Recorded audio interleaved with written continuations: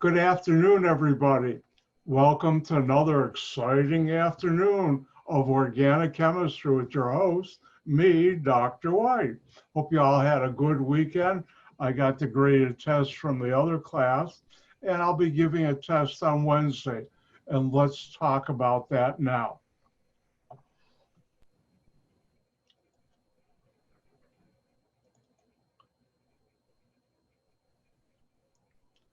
And I opened up the original welcome announcement in case you didn't write down the link, copy it down. I also have sent out an email to everybody to that effect.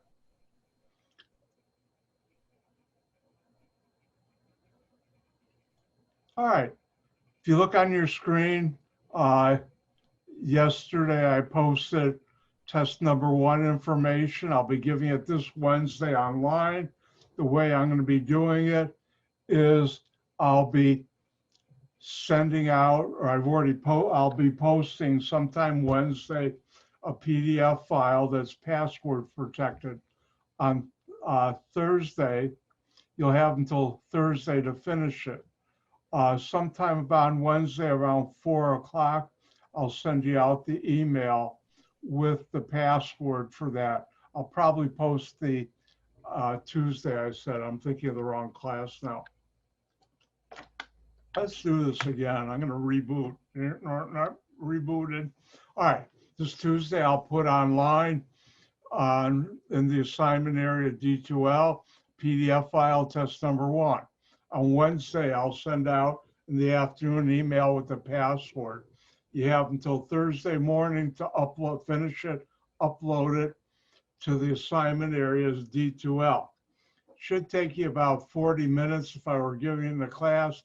I give students 50, 55 minutes.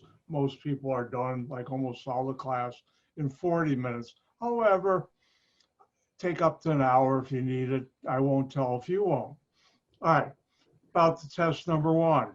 It has 10 pages, 14 problems. Relax, my tests are designed. If you've done the practice problems, you'll finish way early. Now, some of the problems have multiple parts, but in this class, 170, I have never given a test or a final with multiple choice. I'm not going to change that now. Now, the test covers, and I don't know what chapters these are. You can look it up in the book if you bought the book, but this you should know.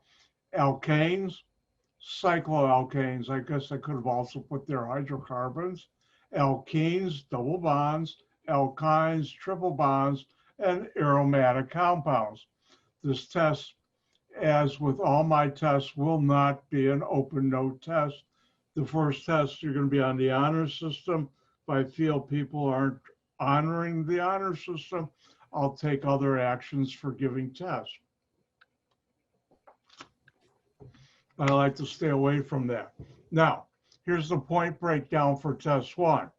13 points general knowledge, 45 points nomenclature, 47 points reactions. If you notice, it adds up to 105. So there's five bonus points. Now, what's general knowledge? Well, I could ask on a question, how many bonds to carbon? I think you all know that, but that's general knowledge. The other nomenclature, there are 2 types of questions. One is, here's the molecule, give the Iupac name. The other is, here's the name, common or Iupac, draw the structure. Now, one thing for test 1, you should know that I don't ask on other tests, but it was a practice problem, how many carbons in the longest chain, and I consider that part of a nomenclature problem. The other thing is reactions, and reactions are mainly, here are the reactants like we did in class, draw the structure of the product. There'll be one synthesis problem, and the synthesis problem will be give the starting materials needed to make this reactant. Why only one? They're much harder. And as of at least today, the Supreme Court has still outlawed cruel and unusual punishment to students. So I don't do that. And that's what I mean by the three different areas. Let's go back. Again, what I'm going over is in the announcement area. I found out from some of you, you get the link from the announcement welcoming. So I put it back up again in case you couldn't find it, and I sent out an email. Let's get back to this. Please read the attached files. I have both a Word and a PDF file on how to take a test and upload the test for Chem 170. And today I'll do the review in a little while. Please note, since I'm going to ask you to start the test after our lectures and lab on Wednesday, we're going to have our normal Zoom meeting for our lab and other material on Wednesday. Now, in this file, important thing, and you people have been doing it, so, but I had a problem last April when I started doing it, and a little in the beginning of summer, other class. All tests, just like your labs, please upload as a single PDF file. Now, if you don't, I reserve the right to take up to 25 points off for not following my direction. Yeah, it's a big hit, but if you send me individual pictures, that's a lot of time I have to spend. If a lot of students do that, that's a lot of time I don't really need to spend on things like that. Now, my instructions tell you how to do it. This summer, students had it. I just gave a test at COD in my other class. No one had problems with it. Nobody was penalized. Now, any questions about test number 1?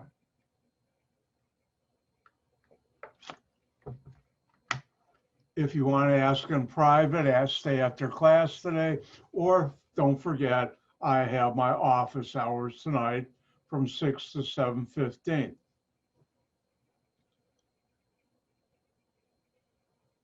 All right, one other thing, I'll apologize to all of you. Because of an online course I had to take on how to teach online courses, which I tried to get out of it, but the dean's hands were tied because I think the vice president of whatever, Peggy Heinrich, the vice president of academics, made a pronouncement that we all had to take it if we'd never taught an online course officially. That sucked up a lot of my time, so I got behind the labs, which I usually don't do. By this Wednesday class, I will have graded and put into D2L your scores for lab 1 and 2, and also 3. So I'll be caught up, because I always give the lab back if we were at ECC the week after you handed it in. So whatever you handed in last Wednesday, I would hand back this Wednesday. Well, like I said, because that course, I was spending 5-6 hours a day on it, and it wasn't worth it either. There were some nice things, but I could have done a better job. But that's just whatever. All right. Now, there's one thing I realized over the weekend. I'm going to ask everybody, see the whiteboard? Thumbs up, people. It's a white screen. Thank you. Or shake your head up and down, people. But anyways, what I forgot to mention, which is important to know, is the following.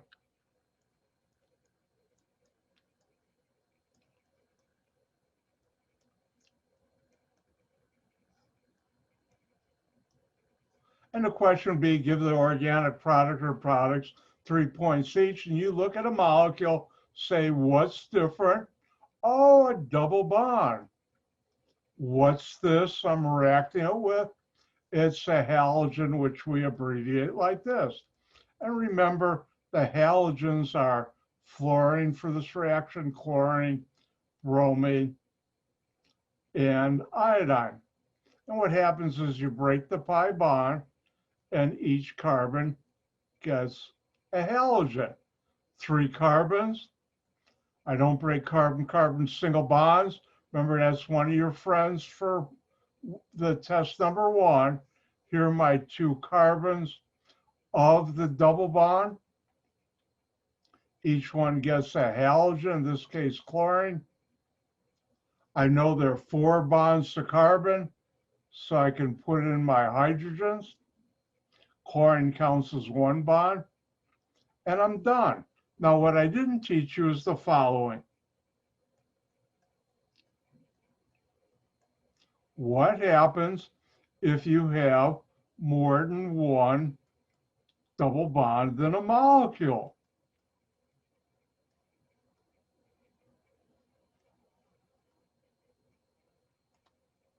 If you look at this molecule, what's different? Oh, a double bond. Oh, wait, a second double bond. Now, when double bonds are separated by more than 1 carbon, notice here,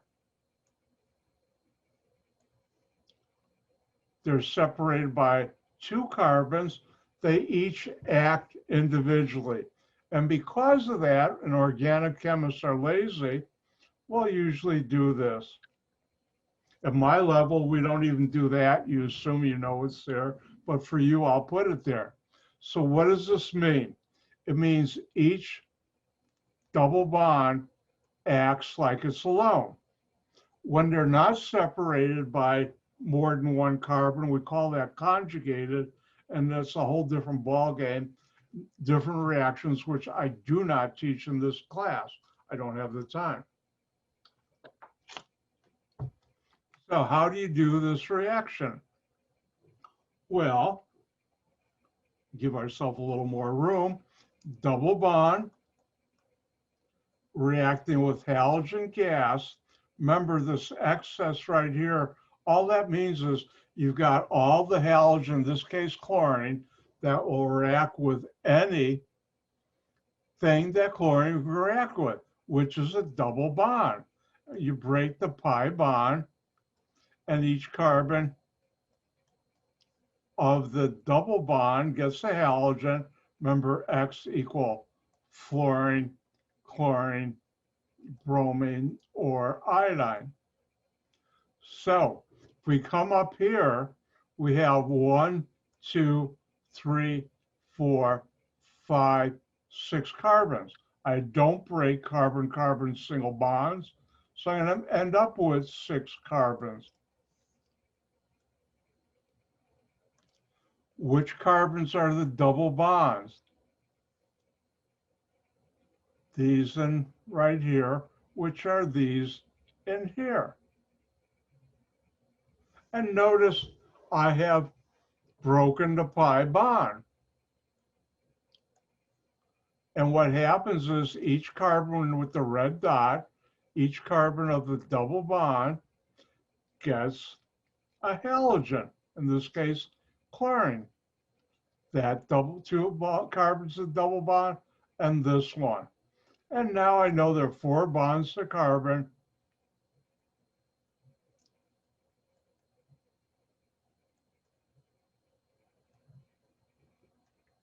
And I'm done. I've made this what's called, which I don't never asked you to learn this, a tetrachloro compound. And yes, it has a Iupac name, but I don't ask it. So let me have you try one.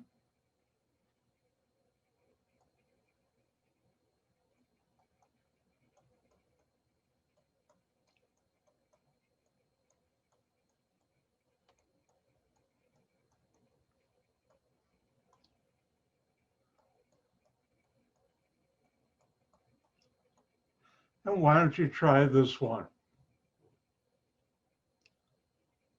Now, in case you haven't done your studying, Dr. White will help you on the test. This is something you have to memorize. Write it down 5 times. Double bond plus acid, water, H, OH. You break the pi bond. 1 carbon gets H, the other gets OH, and it follows M's rule.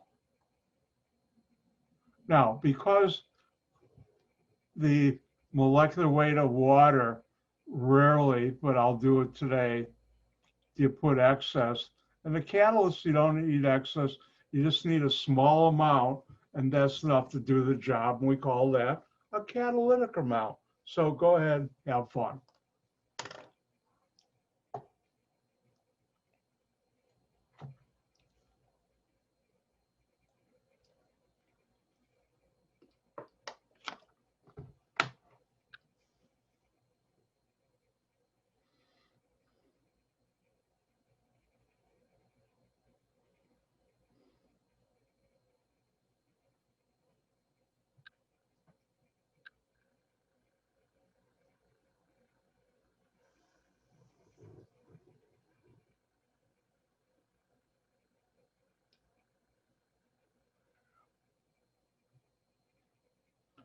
I remember when you're done, give me a thumbs up or smile if you got your picture video live.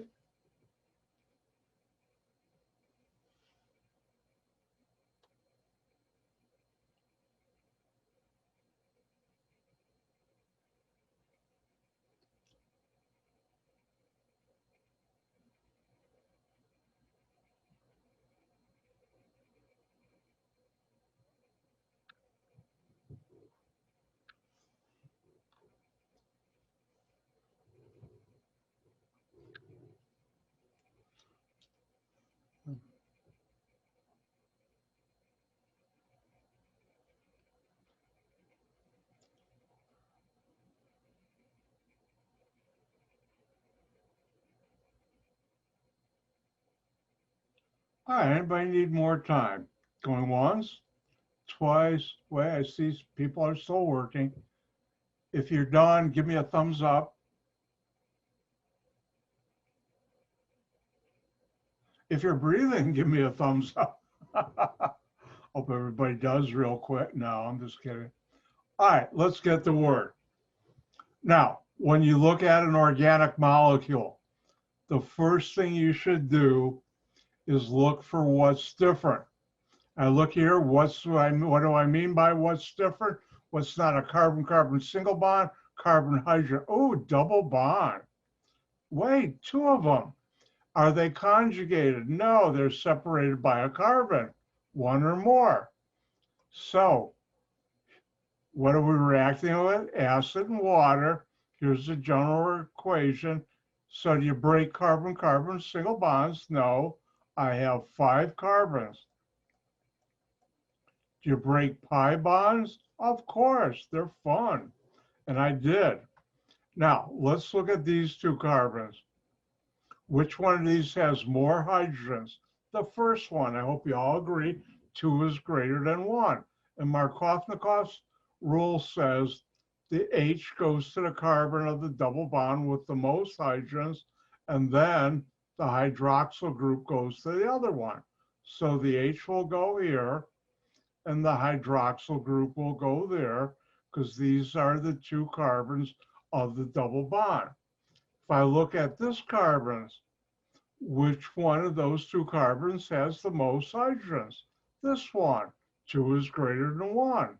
Which are these 2 carbons? I broke the pi bond, and the carbon with the most hydrogens gets the hydrogen, and the other will get this. And now we put in our hydrogens. Remember, hydroxyl group counts as 1 bond.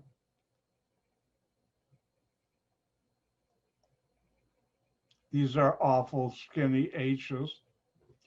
But anyways, and that's the molecule you get.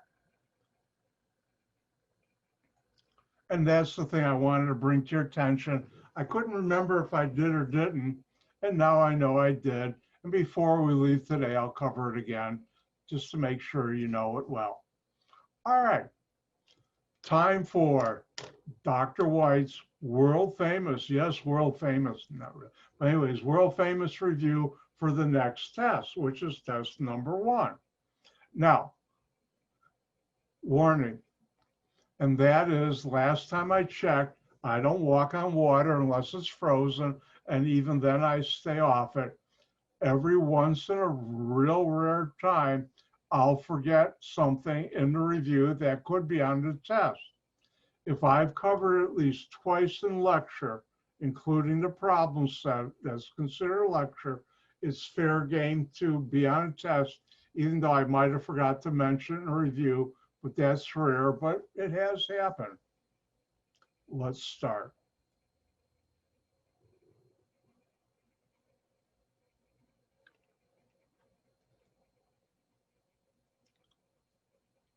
Now, everything you see on the screen right now is available on D2L in the lecture section.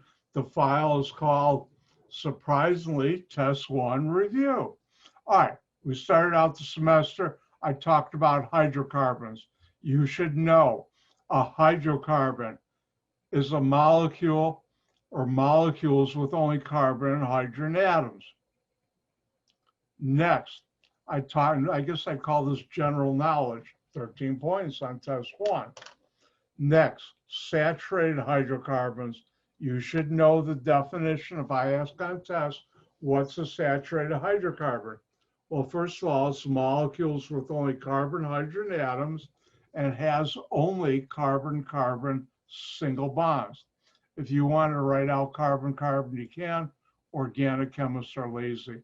See? Next, I talked about unsaturated hydrocarbons. And unsaturated hydrocarbons are molecules with only C and H, carbon hydrogen atoms, and have at least one carbon-carbon double or triple bond, which you learned about in alkenes and alkynes.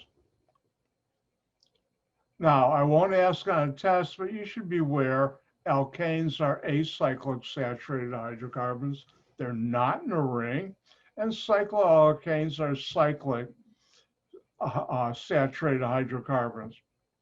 Now, the next thing I covered was how to draw molecules. And I talked about Iupac, which I will never ask, but I'd still like to say it because it sounds cool. Iupac stands for International Union of Pure Applied Chemistry. But you should know, if I ask you the Iupac name, that means what is the official name, which you learned worlds. And I've been teaching them, you've been practicing, both with me and I hope on your own. Now, in those rules, what I taught you was how to find the longest chain of an acyclic compound or an alkane. I taught you, and you should know the alkane Iupac names from 1 carbon through 10, methane through decane. And as you've learned this semester, if you don't know those names, you're not going to be able to answer the nomenclature questions, which on test 1 is worth, I think, what was it, 45 points? Why so much? Because we spent a lot of time on that. Now, the other thing I taught you, which you should know, are the alkyl groups.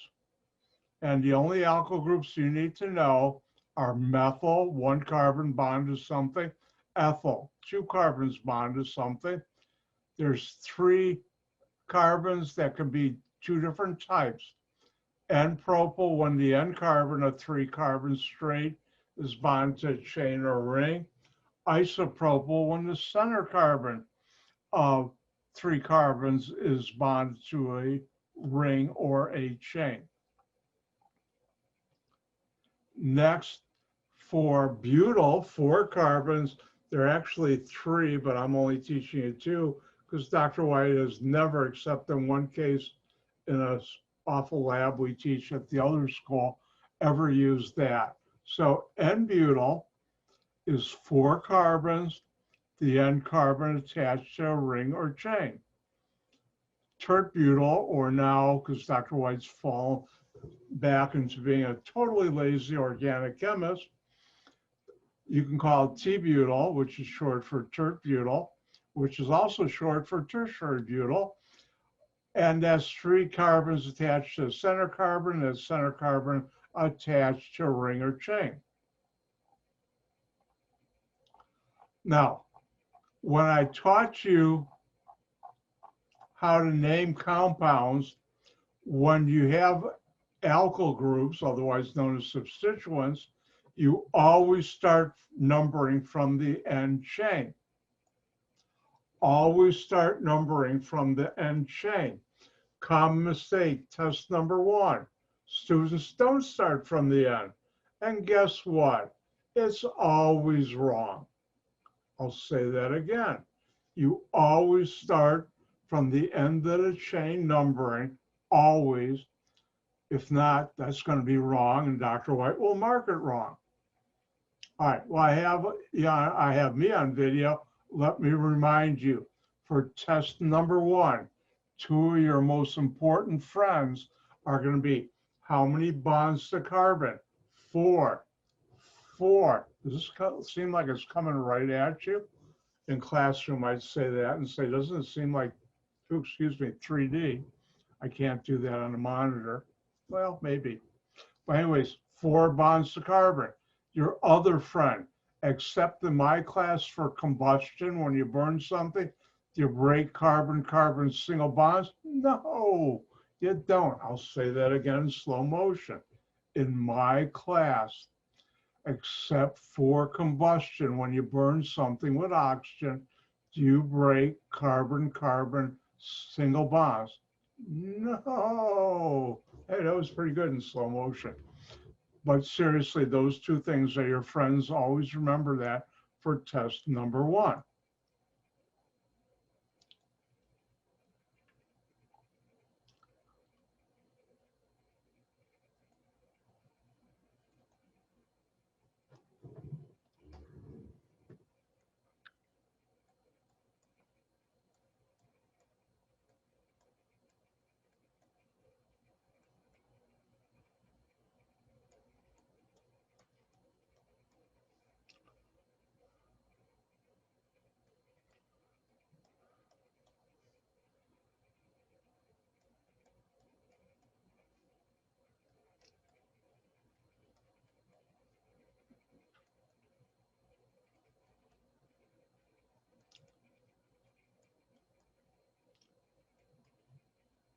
And just for a little practice,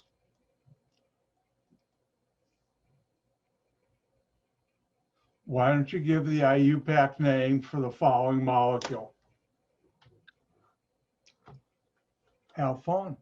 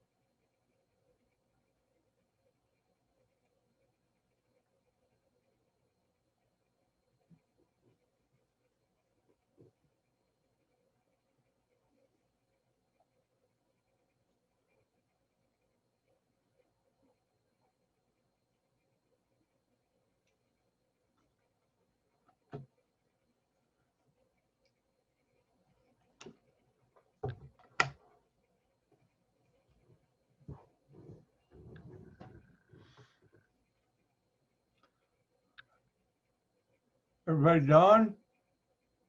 Not see some people's, everybody's done. All right, let's get to work. First thing you have to do is find what's the longest chain. I can go 1, 2, 3, 4, 5, 6, 7, 8, 9, 10. I go 1, 2, and that would be 3, and that would still be 10. And either way, that way, I'll get the same answer. I could start here, 1, 2, 3, 4, 5, 6, 7, 8. And I hope you all agree 10 is greater than 8. And I could do one more, 1, 2, 3, 4, 5. And another one, 1, 2, 3, 4, 5. So 10 is longest chain. Most of you are going to do this one. So I'm going to do that one. What do we call 10? Decane. Then what do we have left over? Methyl, ethyl. The ethyl is on carbon 3, because if I start from this side, it'd be 1, 2, 3, 4, 5, 6, 7, and 8. And you always start from the side that gives the lowest numbers, and I think I'll agree, 3 and 4 are less than 7 and 8. So this would be 3 ethyl,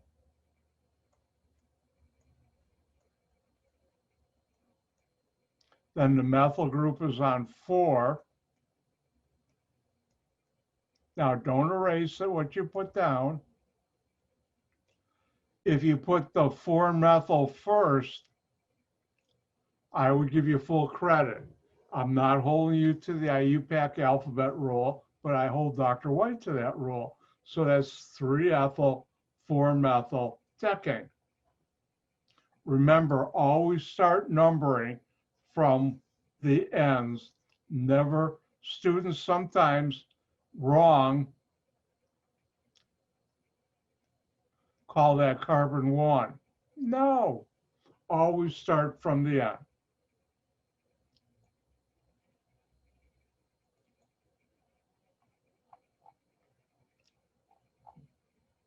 Now for rings,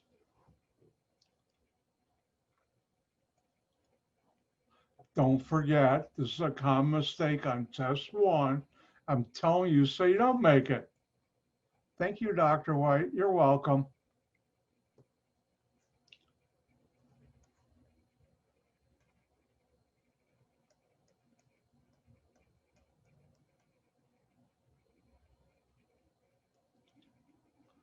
And here you count the bens in a line. There's 6 of them. That would be hexane. For a ring, and this is what students forget, use the prefix cyclo. Don't forget to put that. If you just put down hexane, I mark it wrong. If on A&P someone said, draw the hand, you drew a foot, would you expect partial credit? No. By the way, Dr. White never taught A&P, but I'm just, and here we have an isopropyl group.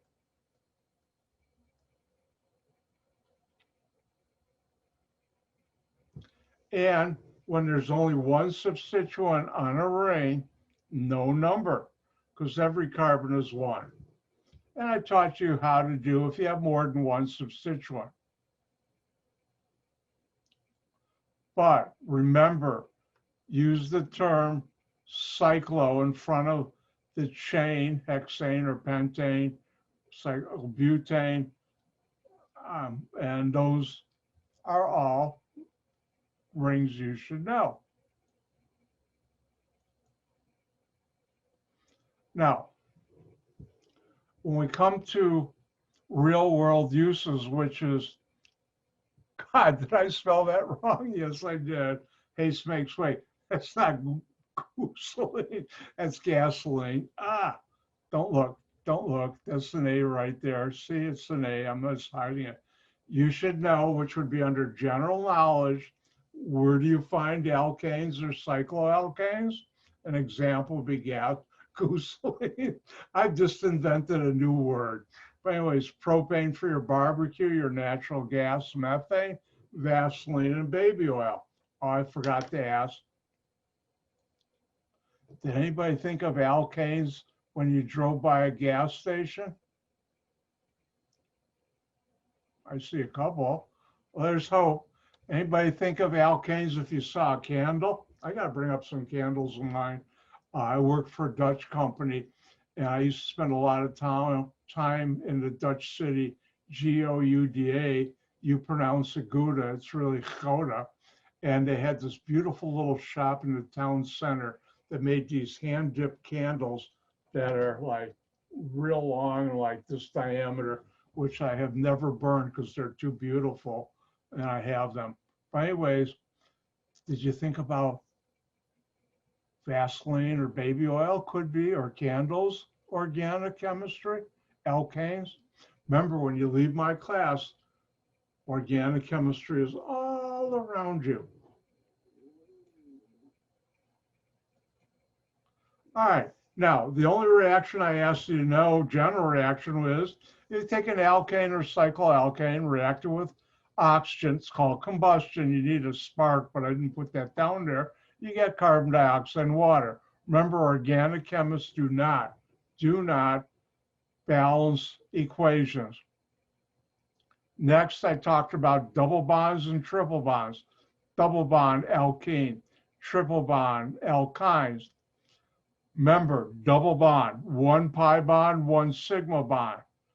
Pi bond, triple bond, two pi bonds, one sigma bond. Now, for the Iupac names, double bond, you find the longest chain with both carbons of double bond, name it as an alkane, drop the whole ene, I should also have A and N crossed off, replace it with ene. When you're acyclic, not in a ring, you need numbers. If you're in a ring, no numbers, because one of the carbons of double bond will always be one, the other will be two when there are no other functional groups, which will be true for this class. Now, when it's acyclic, if necessary, you need cis and trans.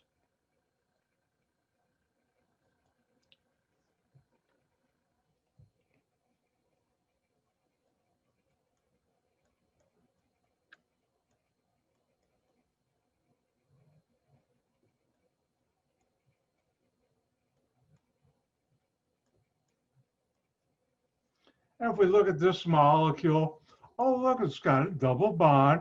How many carbons are in the longest chain? Don't forget, I'm showing stereochemistry here, the bond angles of 104 point whatever. But anyways, this carbon 1, this connect this 2 to 3 to 4 to 5 to 6. So the longest chain is 6, which is hexane. If it was an alkane, I dropped the ane ending, put ene, hexene. You start from the ends. Which carbon of the double bond is closest to the end? Lowest number, 1, 2. So that's 2-hexene. And then if we had, and normally if we were in class right now, you'd see me putting my eraser or pen on the board. You have a plane here going orthogonal at right end. And notice these hydrogens are on opposite side. And we call that trans. If they were on the same side,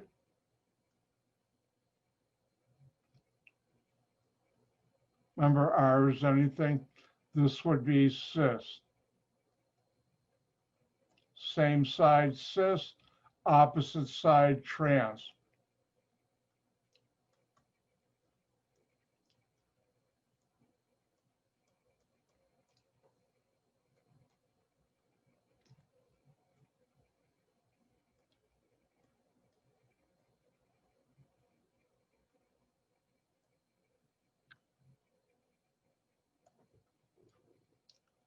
I don't know if I showed you this or not. You don't have to write this down.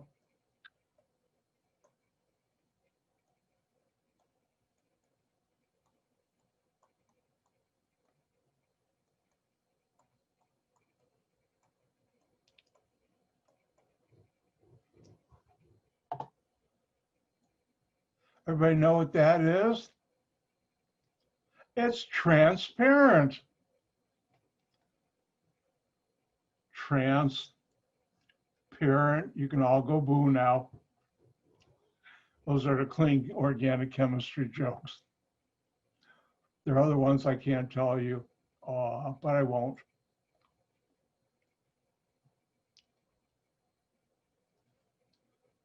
All right. Now, for triple bond, you find the longest chain. You won't see a ring with a triple bond in my class, because I've never seen one in real use. And you take and name it as an alkane, drop the A in the ending, put in YNE and a number where carbon is the lead carbon closest to the end of the chain of the triple bond. You can't have sister trans in a triple bond because it's straight linear, the bond angles. All right, reactions of double bonds. Remember, double bond has a pi and a sigma.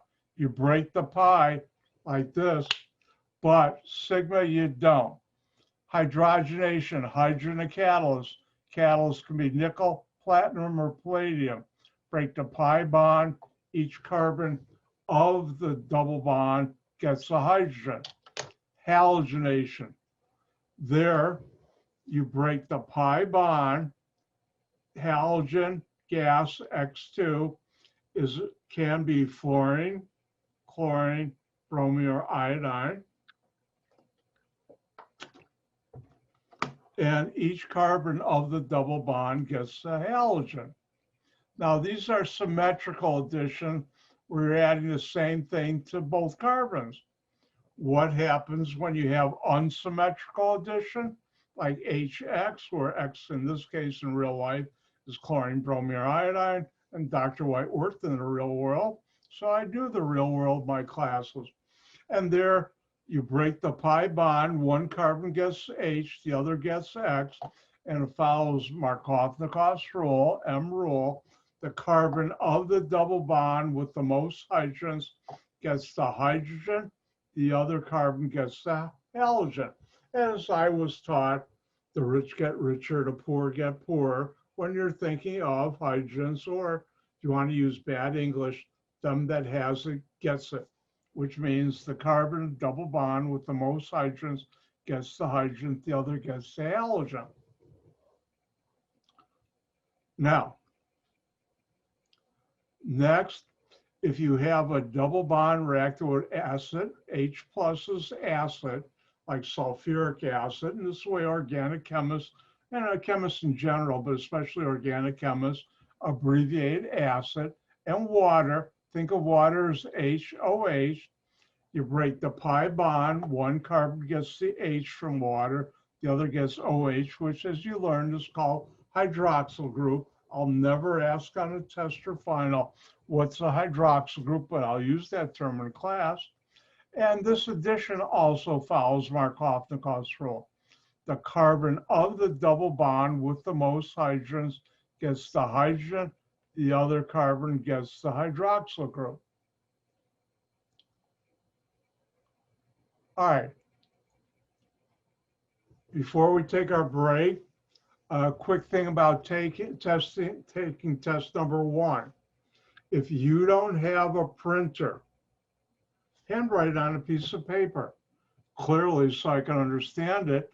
Don't try and ram the whole test on one paper because it's hard for me to read and you don't want Dr. White having troubles reading your test. Now, do you have to write out all the questions? No, just write down your answer. If you want to write down the whole equation, you can. If you just want to, here's what I got, you can also. But if you don't have a printer, you can look at the PDF on screen of your computer and then write your answers on a piece of paper. With that, let's take a 5-minute break and go stretch. And I'll see you at 1:55.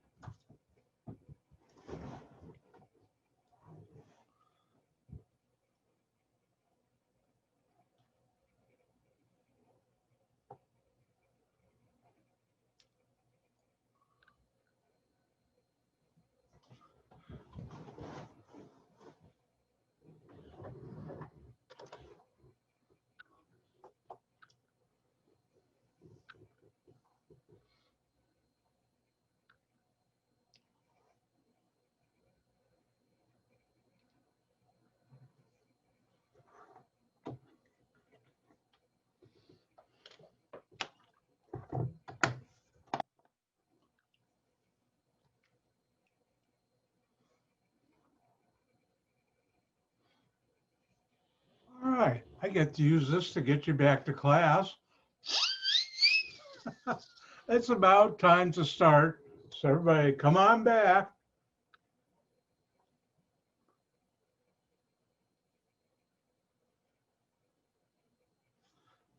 Oh, by the way, how do you like my haircut? Since last, April, I've been going to a new barber. Me. I did a quick study at the COVID-19 barber school. In other words, went on Amazon, got a good scissors, and not bad. I didn't butcher it too bad.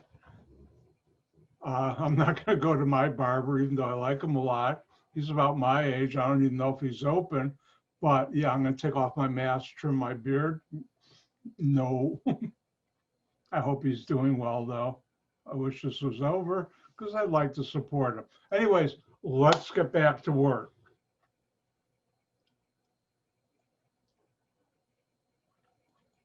We're doing the review. I've already done these in class and practice, so that's why I'm going through it real quick. For triple bonds, remember 2 pi bonds, 1 sigma. Now, because we have 2 pi bonds, and each one, if we add hydrogen and catalyst, you'll break and add a hydrogen. Instead of balancing it, organic chemists use bracket X, letters S, close bracket, means excess. You have all the hydrogen in the world that will react with anything hydrogen and catalyst react with. In this case, 2 pi bonds, I break it. You don't break carbon-carbon single bonds. And between each one, you still have it. And each carbon, since you broke 2 pi bonds, gets 2 hydrogen. For halogenation, same thing. We use excess and 2 pi bonds, break them, because the 2 pi bonds, each carbon of the triple bond gets not 1, but 2 halogens. So I'm actually putting on a total of 4, just like up here, 4 hydrogens. Now, next I start talking about aromatic compounds. The simplest one is benzene. That's both the Iupac and common name. Iupac, in their infinite wisdom, and I mean this sincerely, said we're not going to get those organic chemists to change the name of this compound. They've been calling it benzene for too many centuries, so they kept it. Now, notice there's 3 ways of drawing benzene. The calculus structures, and I won't ask you about who calculus on the tests or final, but great organic chemists, I showed you my stamp, or the delocalized pi cloud with a circle. You can do any 3 for a benzene ring. I like these 2 because I just think it looks cooler. Now, pay attention. Common mistake on test 1. I'm telling you this so you don't make the mistake.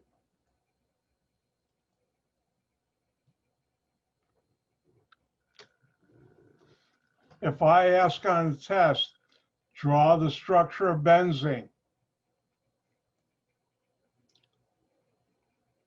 and you do that, it's wrong. This is cyclohexane.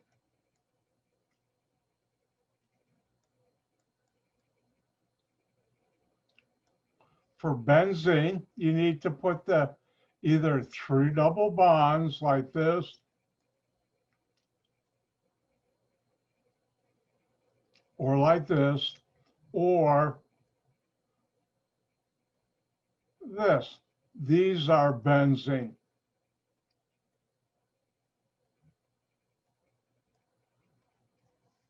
If you write this for an answer, like in a reaction where you have a benzene ring, I'll mark it wrong because that's cyclohexane and you did something to get rid of the double bonds. You don't.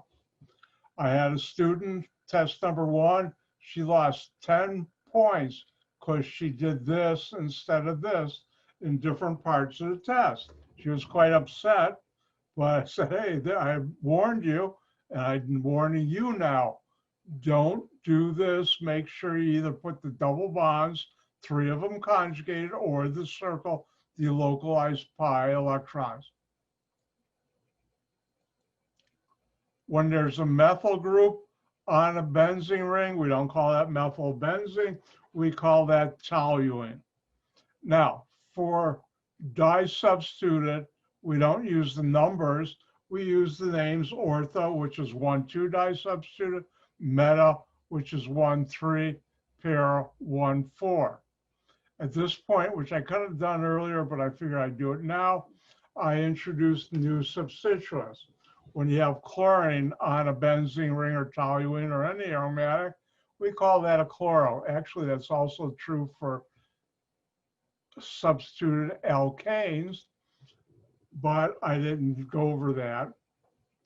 And if you have a fluorine, that's called fluoro, bromine, bromo, iodo, iodine, iodo, NO2, where the bond is to nitrogen, is called a nitro. There's no such thing as a bond to the oxygen and NO2, nitro group. Now, there are only 4 reactions in aromatic compounds. The first one is halogenation. Remember, because of the resin stability, you don't break those double bonds in a benzene ring. What you do is replace one of the hydrogens on the ring with something. First one, halogenation. For benzene, you need a catalyst. This is called electrophilic aromatic substitution. I'll never ask that on a test, but remember, you're substituting a hydrogen with something, in this case, halogen. The only 2 I can ask you, because that's the only ones I've ever seen in real life, are chlorine and bromine. Remember, you have the catalyst ferric tribromide.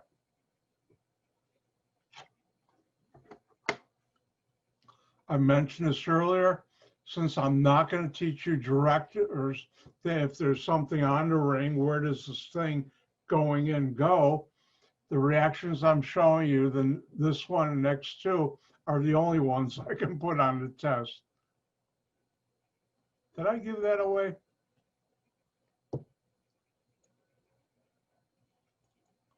All right, halogenation I can only give you for chlorine or bromine.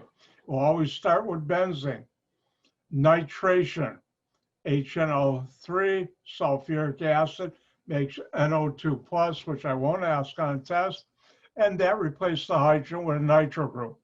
Common mistake on test 1, students put a 3 here because they look at this.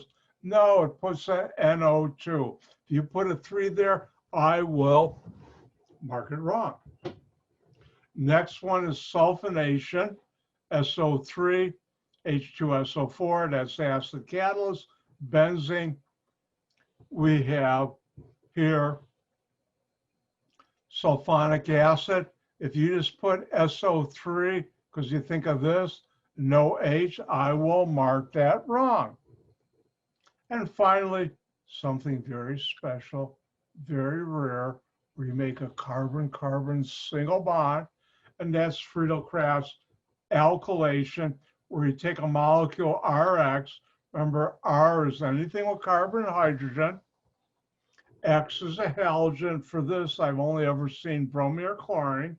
You need a catalyst, aluminum trihalide, and that puts an R group on a benzene ring, an alkyl group. And turned out this was an important reaction originally to help organic chemists make the molecules used in your laundry detergent, which if you like clean clothes like I do, that's pretty important.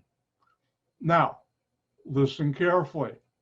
The carbon with the halogen is the carbon the benzene ring is bonded to.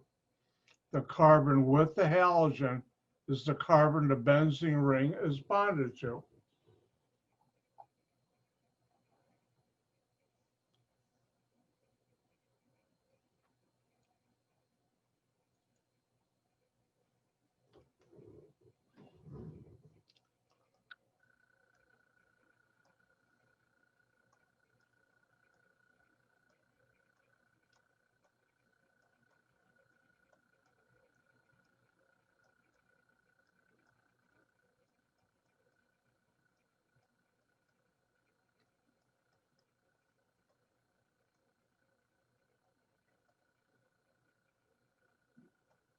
When things are too big here to put on top like there, we'll write it like this. This reacts with this in the presence of this. And the question is, what's the product or product you get? Your turn. Have a good time.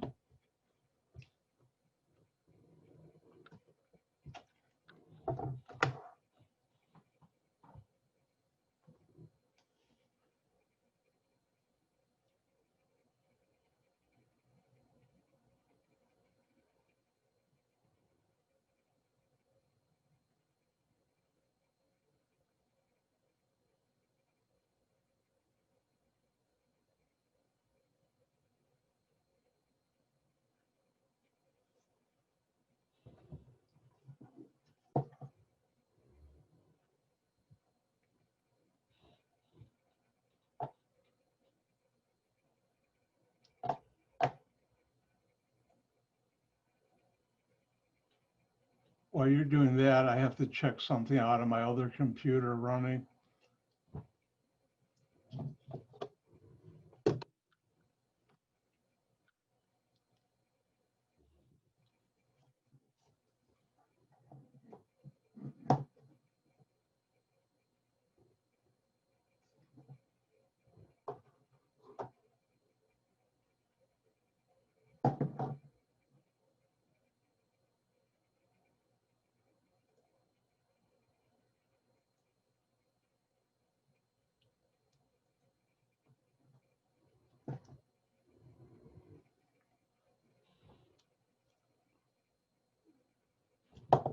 All right, let's get going.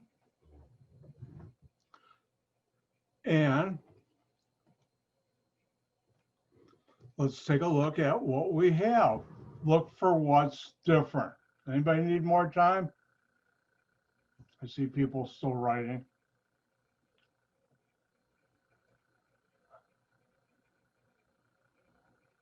All right, I think everybody's. What do we have here? Oh, look, a benzene ring.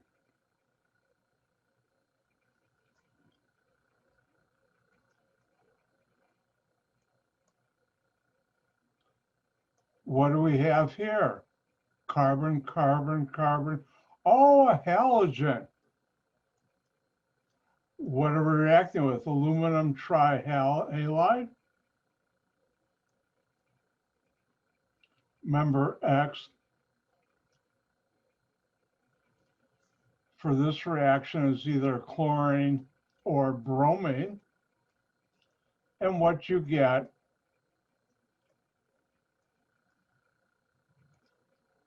is this. The carbon with the halogen is the carbon bonded to the benzene ring. So up here, I'm going to have my benzene ring. You break carbon-carbon single bonds. No, I still have that ring. What do I have here? A T-butyl group. Which carbon has the halogen? This one. It has 3 methyls. You could put it on any carbon of the benzene ring. Mostly you're going to put it up here. So I'll do that. And that's how you do it.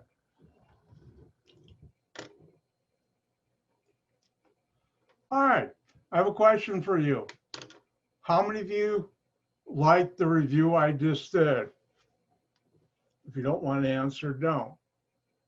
But give me a thumbs up. How many of you would like me to do it again for test number 2? Give me a thumbs up. By the way, you don't have a choice. It's in the syllabus and I do. But now you know why students do well on my test, because before my test, I know I'm going to spend a little time reviewing what you should know early enough for you to still have time to go back and practice things you were a little shaky on. All right.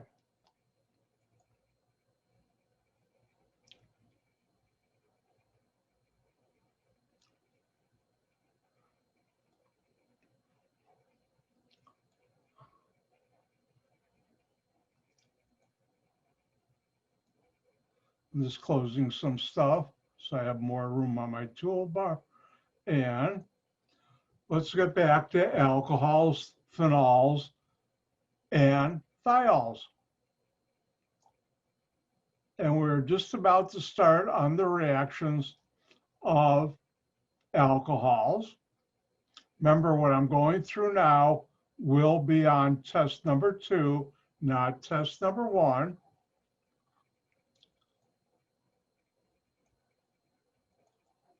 And hopefully you all see synthesis of an alcohol.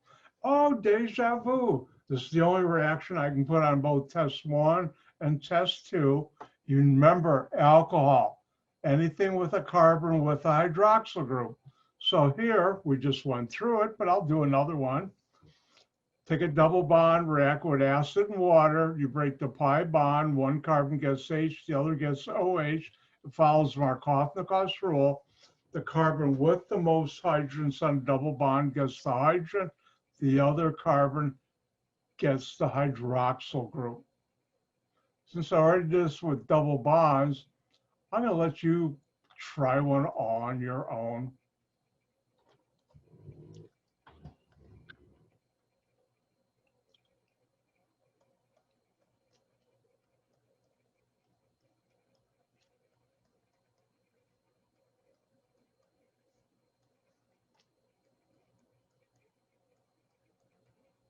And why don't you try this on 3 points each? What's the organic product or products for the following?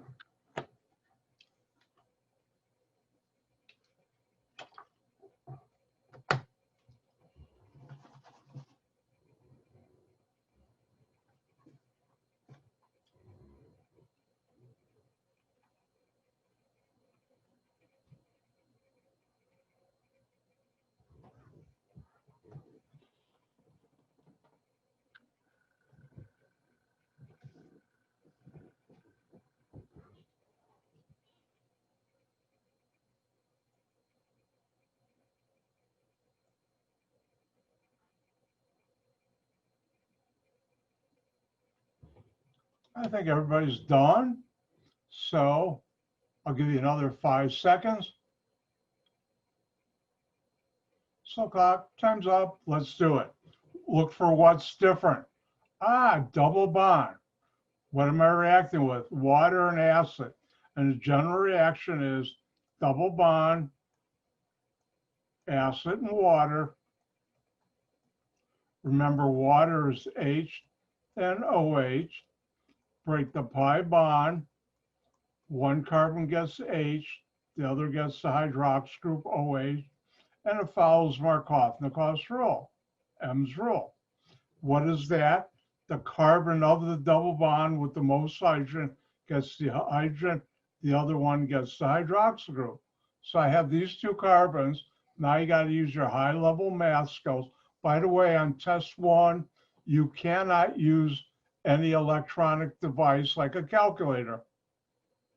This has 2 carbons. This has 0, which is the higher number. Hopefully you have that as your carbon with the higher number, more hydrogens. Do you break carbon-carbon single bonds? No. 3 across, methyl group. Here are my 2 carbons with the double bond. The hydrogen goes to this one. I can do that from water. And the other carbon gets the hydroxyl group. I know there are 4 bonds to carbon, so I can put in my hydrogens, and I'm done.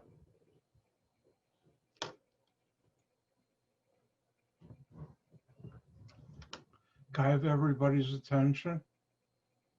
Everybody take a deep breath. Let it out. Take a deep breath. Let it out. Are you nice and relaxed? Good. Stay relaxed. The next reaction sometimes gives students challenges, especially when you're first learning it. Relax, but you'll get it. We'll do practice problems.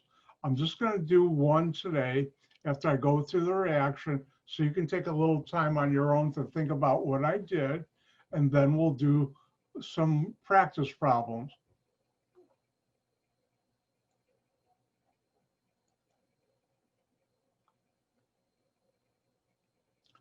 Now, the reaction I'm going to talk about is dehydration. Dehydration means removing water. Remember, HOH together is water. And the reaction is to make a double bond, and you use sulfuric acid. The delta means heat. That's the Greek letter. And usually, but not always, I'll put down a temperature indicating that's pretty hot, high heat. What happens is you get a double bond. Now, there's an important rule, which don't write this down because I'll teach you a way to remember this. This reaction follows Zasev's rule. Zasev is another great Russian organic chemist. And the major product in the intramolecular alcohol dehydration reaction is the alkene that has the greater number of alkyl groups attached to the carbon atoms of the double bond. What? What? I'll teach you this. By the way, intra means inside the molecule.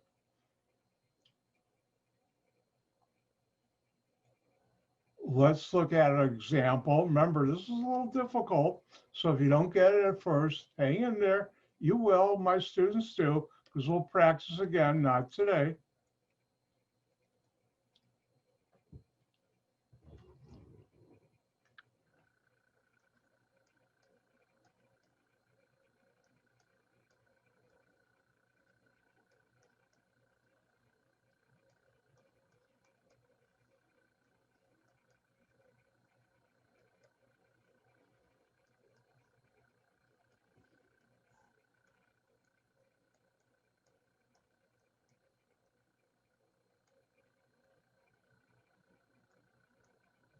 And the question would be, give the organic product or products that are following.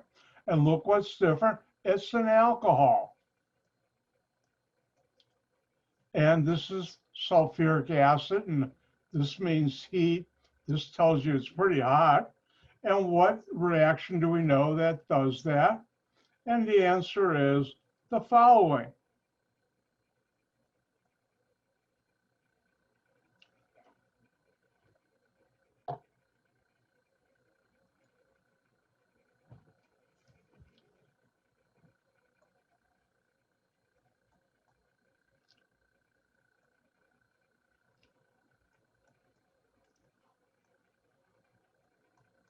You take an alcohol and react it with sulfuric acid heat, and generally high heat. Now, I may not always put 180 on a test. You'll get a double bond, and now it follows Z's or Zasev's rule. And let me show you Zasev's rule. Now, here I have my hydroxyl group, and an adjacent carbon, because notice the carbon with the hydroxyl group and a carbon bonded to that carbon adjacent or right next door has a hydrogen. But wait, here I have a hydrogen too. Let's call this A, and let's call that B. Now, if I lose the hydrogen from A and the hydroxyl group, between A and the hydroxyl group, I'll form a double bond. Let's write that structure. You don't break carbon-carbon single bonds.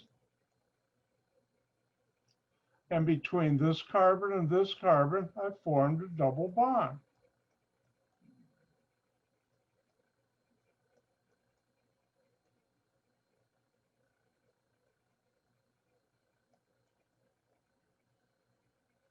Let's call that structure A. Now, if I lose the hydroxyl group and the hydrogen from B, between these two carbons, I'll form a double bond. And that structure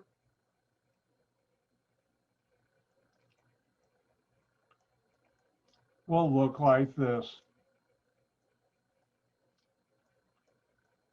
Now, which one do you get? Well, Zasev's rule says, look at each molecule. Now, here's Dr. White's. It's easier for students to understand. Count the number of carbons directly bonded to the carbons of double bond. Count the number of carbon atoms, not all, but the carbons directly bonded to the carbon atoms of double bond. Don't count the carbon atoms double bond, because any molecule you draw will have those too. So in A, we only have one. In B, we have 1, 2, 3. The molecule with the most carbons directly bonded to the carbons of the double bond is the product you get. This is 1, this is 3. Hope you all agree 3 is greater. So this is what you get.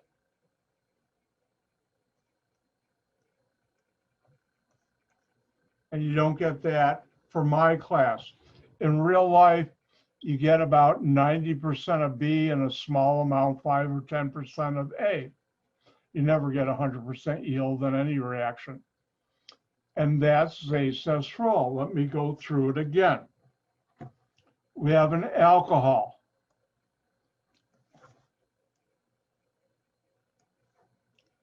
We're reacting alcohol with sulfuric acid and heat, high heat.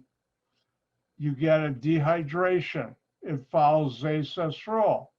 And the way to remember Zay-Cess-Roll is the product you get has the most carbon atoms directly bonded to the carbons of the double bond that's formed.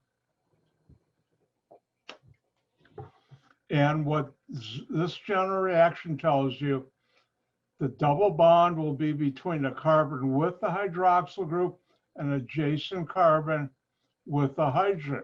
Well, in this molecule, you have 2 of them, A and B. If we lose the hydrogen from A and the hydroxyl group between these 2 carbons, we'll form this double bond. If we lose the hydroxyl group and the hydrogen from B, we'll form this double bond. And now we count the number of atoms. Notice I don't count these 2 because they're not directly bonded to the carbons of double bond, where here I do. And this is the favorite product. And for my class, I'm making it easier. This is the answer you put down. And that's how you do Zay-Cess-Roll. I'd like to do only one of them now, because this way you can focus most of your attention on test 1 this Wednesday. And afterward, I'll come back and revisit this. All right, everybody take a deep breath, relax. All right, let's move on. Now this one's easier, the next reaction.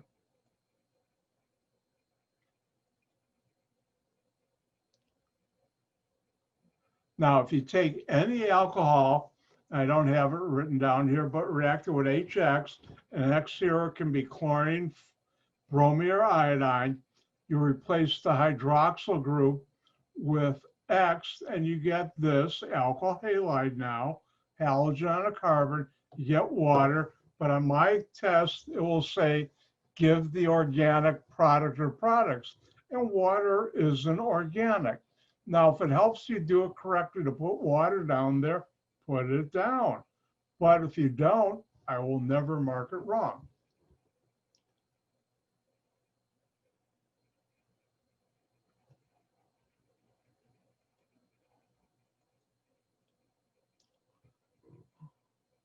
Let's take a look at this reaction. Wrong color.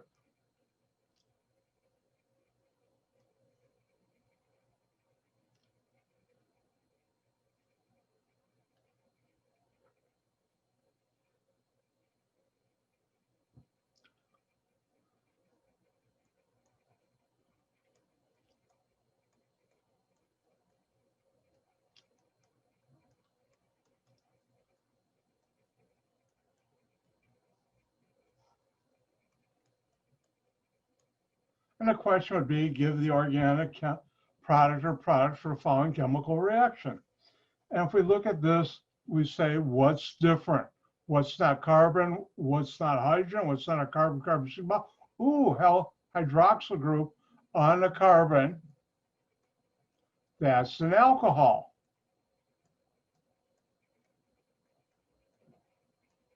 Reacting it with HX,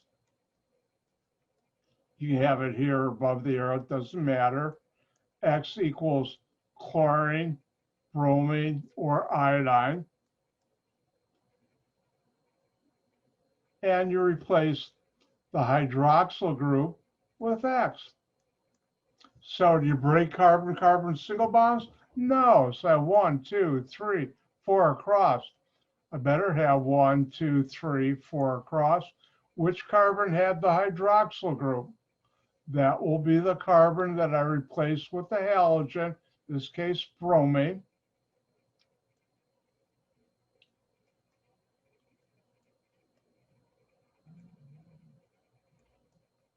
And you know there are 4 bonds to carbon, so that's how you do it.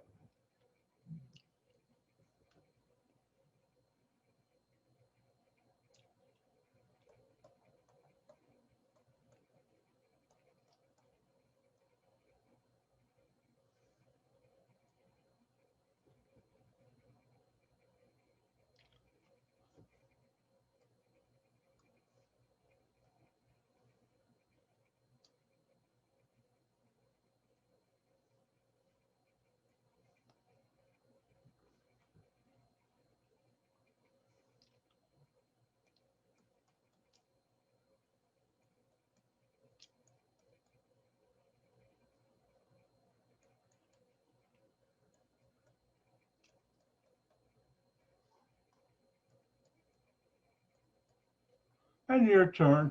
What would be the organic product or products? By the way, this looks messy. This is a CH2 right here.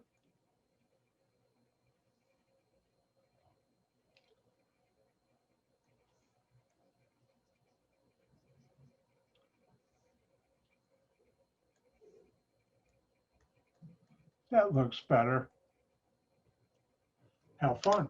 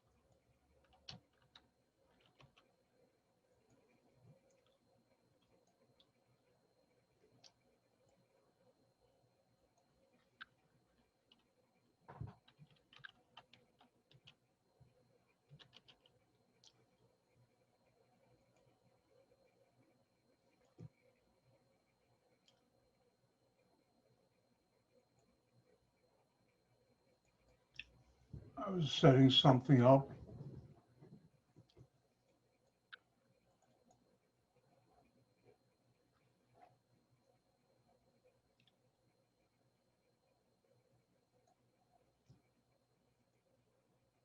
There we go.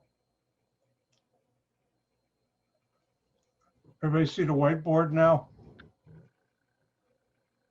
Thank you. All right.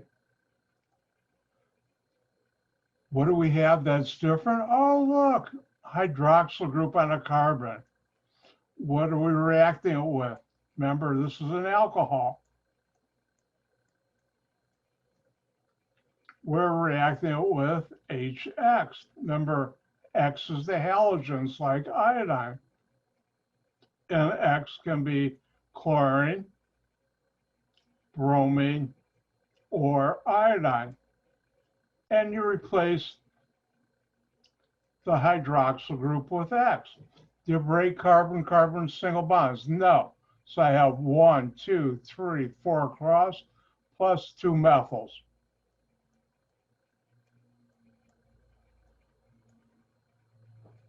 Which carbon has the alcohol? That's the carbon that's going to have the halogen. What is it? Iodine. Yeah.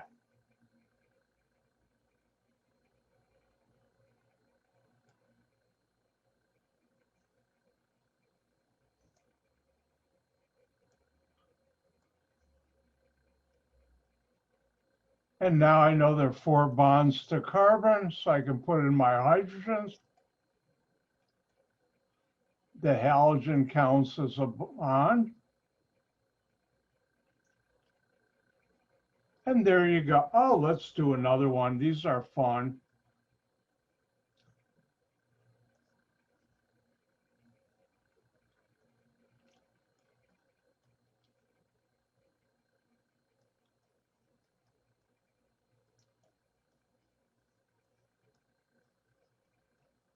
Have fun. What would be the organic product or products for the following?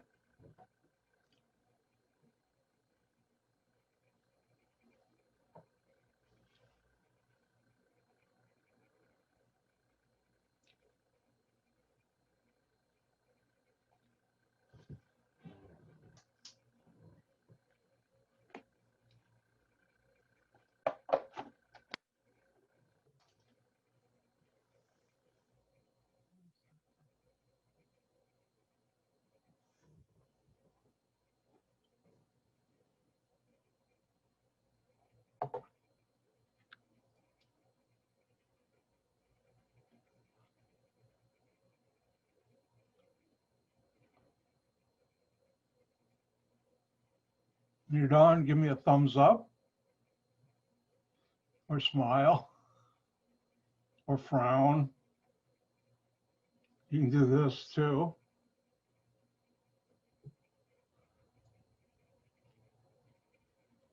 All right, I think everybody's done. But before I do this one, I have a admission I have to make. Guess what? I've been training you, or actually more specifically, inoculating you against the chemistry instructor's favorite trick on a test, and I use it too, put a big scary molecule. If you don't know what you're doing, it's a big scary molecule and you go, eek. Hopefully you don't go eek, but anyways, if you know what you're doing, which hopefully you've been learning, it's not big and scary. It's just a functional group on a molecule, and the rest comes along for the ride. So let's see that. So we look at this, what's different? What's not carbon? What's not hydrogen? What's not a carbon-carbon single bond?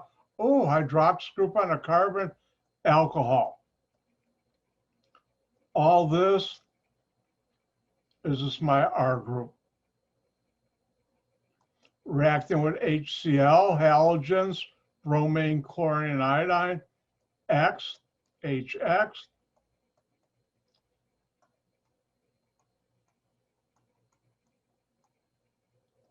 Replace the hydroxyl group with the halogen on the carbon that had the hydroxyl group, which is this carbon. Do you break carbon-carbon single bonds? No. So I have my ring. I have my 2 methyl groups.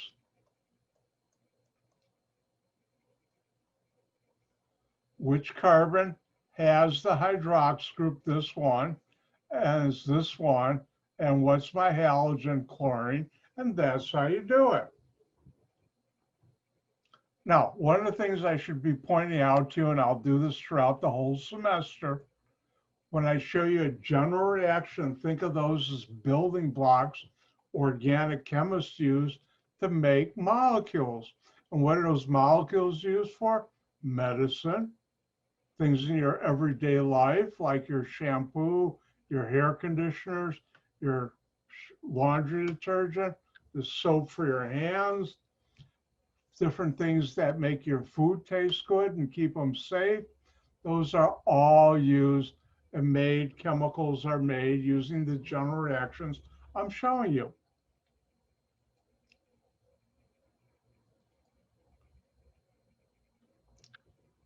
All right, let's talk about something. What I'm going to write on the whiteboard now, you do not have to write down, but it's to illustrate an important point.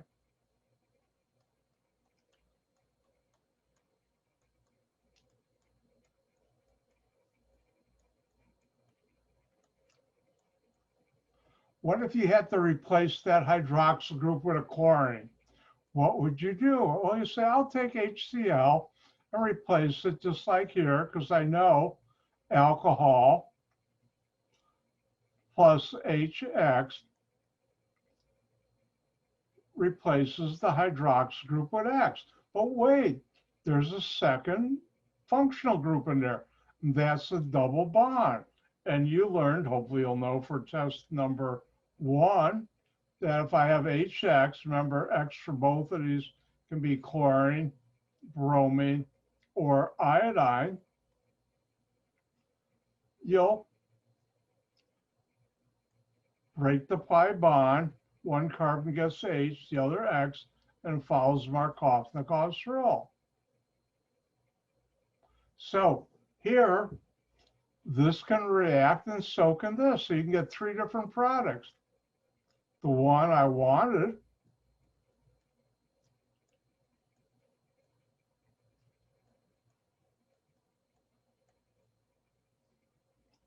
the one I didn't want,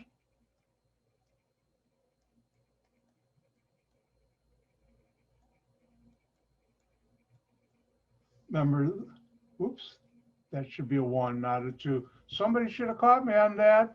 That's your job. Anyways, this has 2, this has 1. The hydrogen will go here.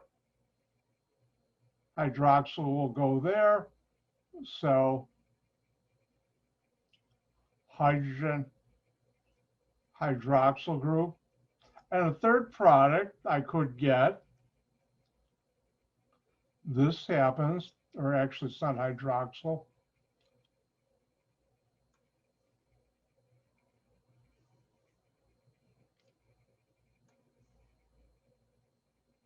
Halogen, I could also get this.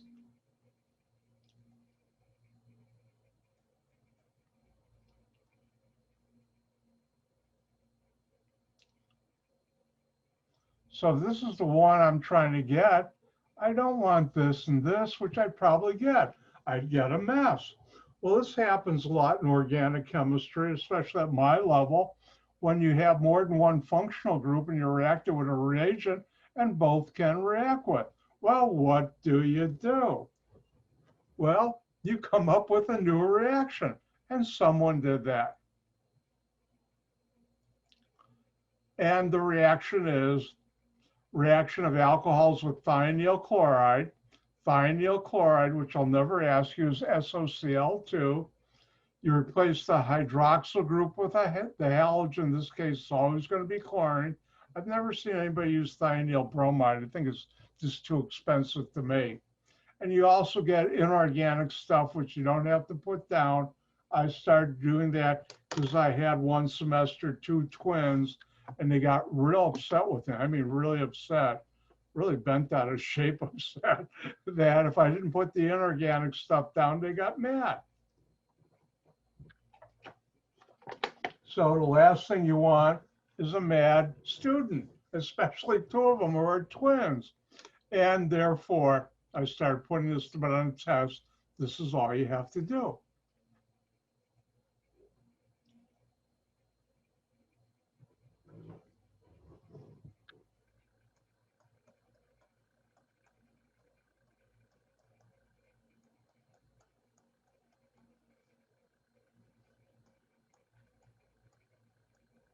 And the question is, what's the product or product? So let's look at this. What's different? What's not a carbon-carbon single bond or carbon-hydrogen? Hydroxyl group on a carbon. Alcohol. What am I reacting with? Thionyl chloride. You can put it above the arrow or plus. I do both. All organic chemists do both. What happens? You replace the hydroxyl group with the chlorine here. You get some other stuff, which I don't care about because I'm an organic chemist. What's R? 3 carbons. The carbon with the hydroxyl group is the carbon that gets the chlorine. Do you break carbon-carbon single bonds? No. 1, 2, 3. Carbon with the hydroxyl group is this one, gets the chlorine, put in my hydrogens.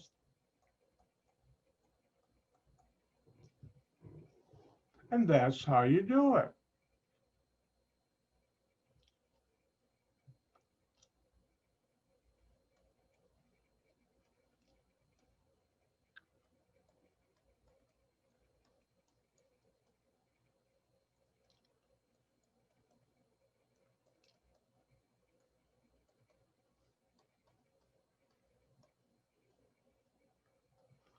Your turn. Give the organic product or products for the following reaction.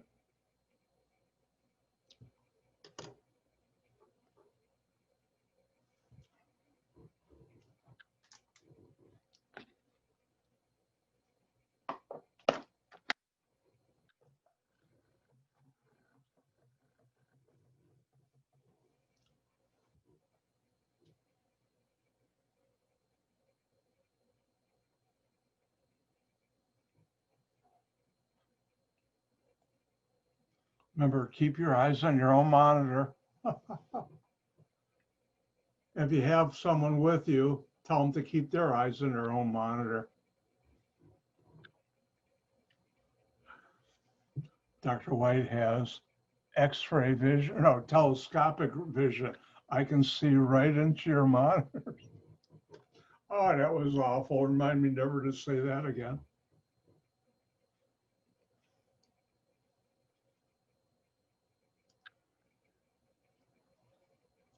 And for people who have friends when their friend's first name begins with N, I won't charge extra.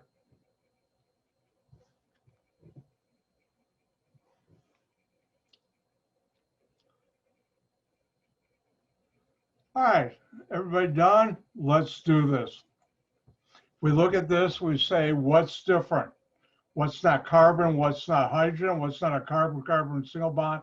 Alcohol.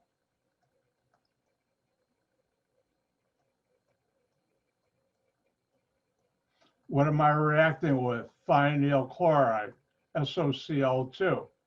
What happens? You replace the hydroxyl group with a chlorine.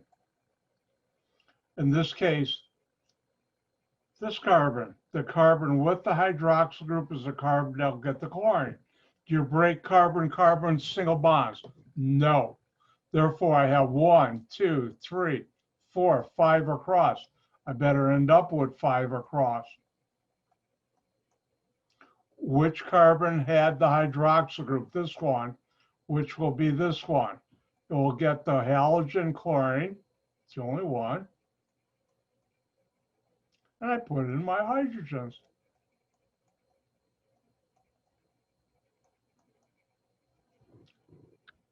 Oh, let's do another one. These are fun.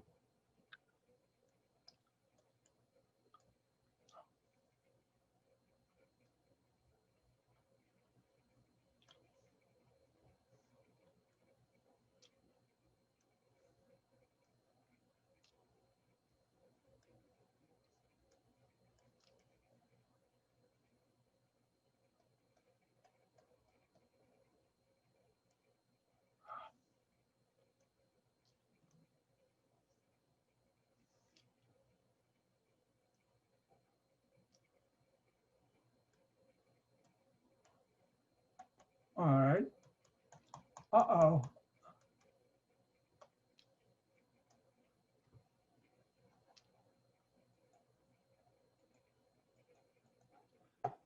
Hang in there.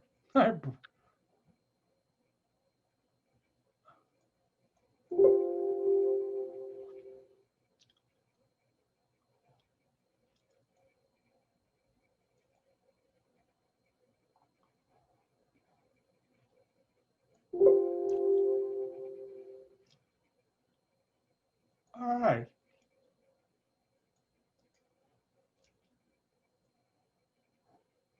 For some reason, all right, if I look at the clock, let's take a break now, come back in 5 minutes, and I'm going to sort out what I did wrong to my whiteboard. So with that, I'll see you in 5 minutes.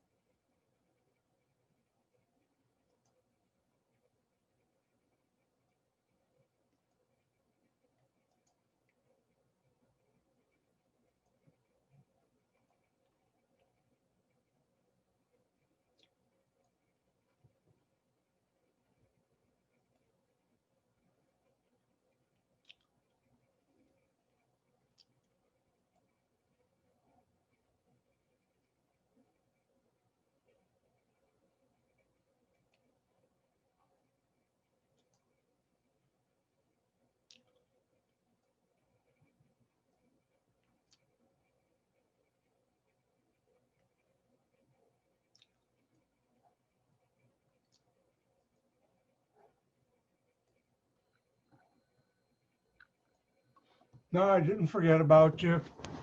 I had to close some stuff which was causing me problems. All right, everybody, come back to class. What happened was I have, in order to do the video processing at the other school, they gave all faculty free, which is quite nice, access to what's called the Adobe Cloud. And that opens a lot of software and keeps stuff open on your machine. And right now I've got my tablet, I've got a mouse, I've got a webcam, I've got Zoom, I've got Microsoft Word, and got a lot going, locked up. We're unlocked now. So let's get back to what I was going to do. Give you another problem. I already gave you that one. And we're in business.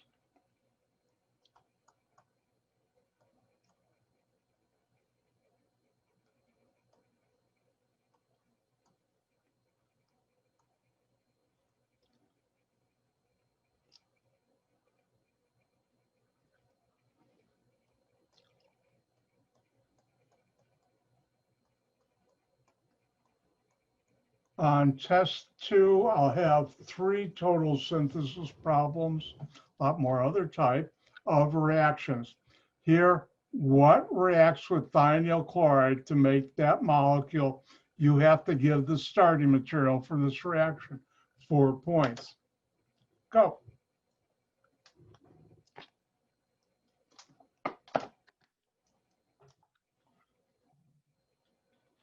Oh, one other thing I had open, which I need, is my browser. I had a lot open.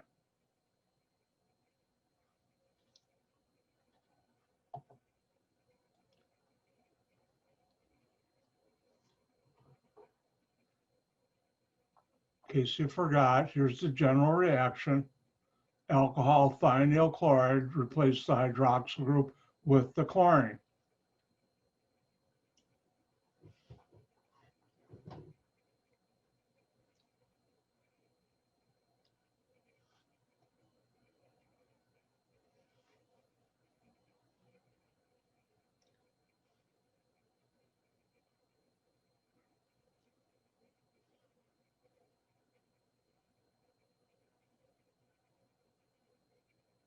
And when you're done, give me a thumbs up.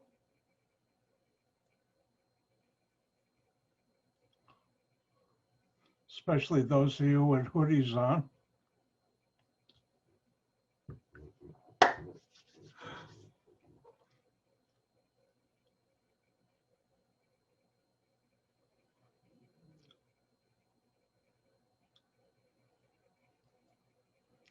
All right, looks like everybody's done. Let's do this.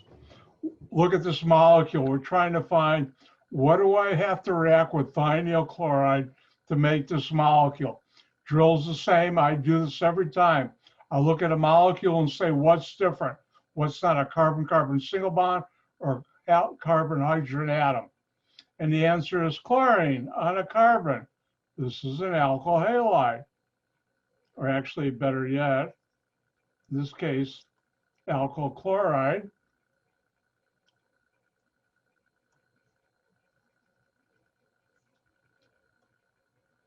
It's also alkyl halide, but what am I reacting? Thionyl chloride. So I know that's why I put the chlorine here. What do I react with? An alcohol. The carbon, in this case, with the hydroxyl group will be the carbon with the chlorine. So reverse, carbon with the chlorine will be the carbon, the alcohol with the hydroxyl. Do you break carbon-carbon single bonds? No. So whatever I end up with, this, which is my R group, I better start with. So I have my ring, methyls. Oh, sorry about that.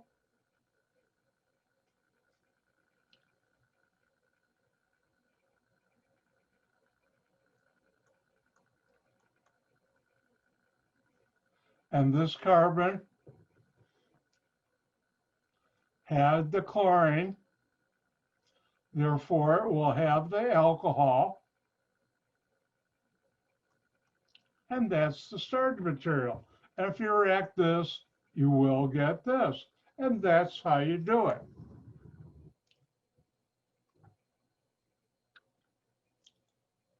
All right, now we're getting to that part of the semester. Things get juicy.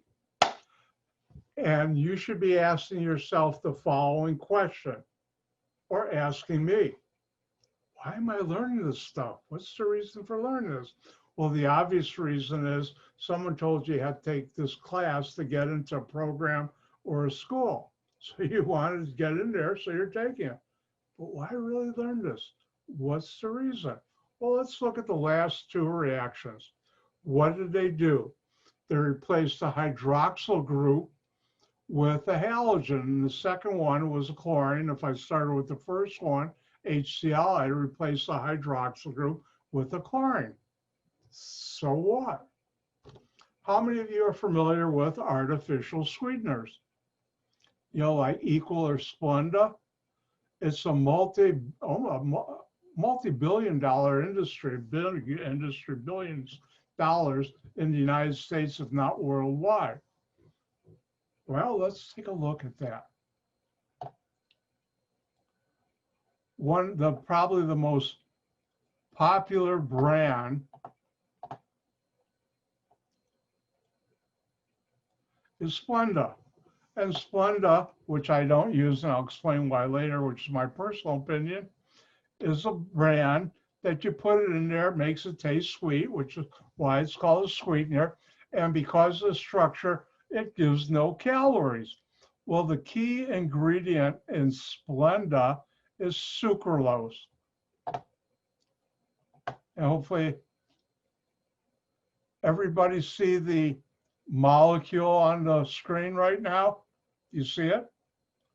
And the key thing about sucralose is there's a chlorine here, and a chlorine there. And a lot of other stuff. These are rings we'll talk about later. But for now sucralose, that sounds like something called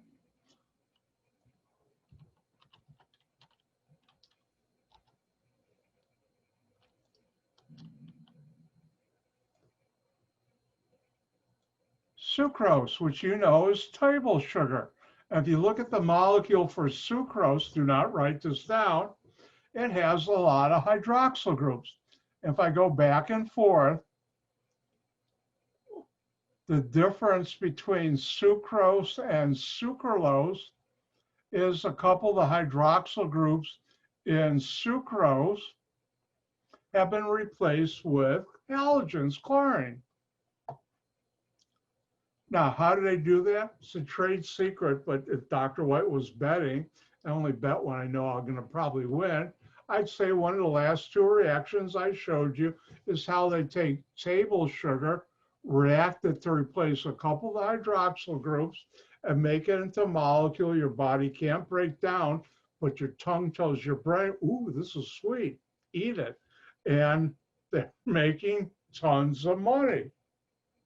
Now, what I'm going to tell you is my own personal opinion and hasn't been really weighed out in science or in medical fact, but it's enough to make me wonder. Small molecules with halogens are carcinogens, cause cancer. Carbon tetrachloride, chloroform are very carcinogenic compounds. A carbon with 3 hydrogens and 1 chlorine, or one with 4 chlorines, is extremely carcinogenic. Now, sucralose, is that big enough that you don't have to worry? Don't know, but I'm not going to take a chance, which is why I was using Equal. Now, this will not be on test, what I just showed you or what I'm saying now, but it's real life. A couple of years ago, first of all, I read a lot of newspapers every morning because you can get them free online. New York Times, Washington Post, Huffington Post, which is just an online news service. And I also read the Drudge Report, which is a right-wing thing, but I still like to read it. I'm also a speed reader. And a couple of years ago in the New York Times, these two medical doctors, and I think I'm going to pronounce wrong, stomach doctors, I'm not going to even butcher the word, who are overweight, did a study. They were using artificial sweeteners, they have a hard time losing weight. They wondered why. Well, they did some studies of certain parts of your waste products. I won't gross you out. And they could measure certain things. And one of the important things they measured was your probiotics, certain bacteria. I don't know if bacteria is the right word, but certain things that are in your stomach to help you digest food. And it turned out within a couple of hours or less after using an artificial sweetener, they found out both Equal and Splendid did it, it killed your probiotics, wiped most of them out, and took a while to come back. Hold on one second.